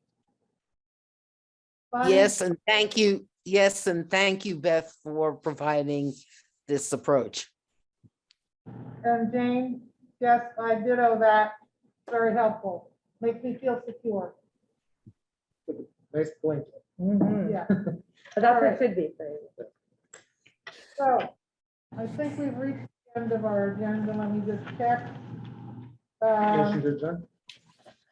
Future agenda items, superintendent's goals are on the next agenda. We probably have some policy on there, and please contact me with other items. Motion to adjourn. Motion to adjourn from Jeffrey, second from Arthur. Jeffrey? Yes. James? Yes. Laura? Yes. Carrie Ann? Yes. Arthur? Yes. Kara, no, Dennis, Yes. Bonnie, Yes. Jane, all right.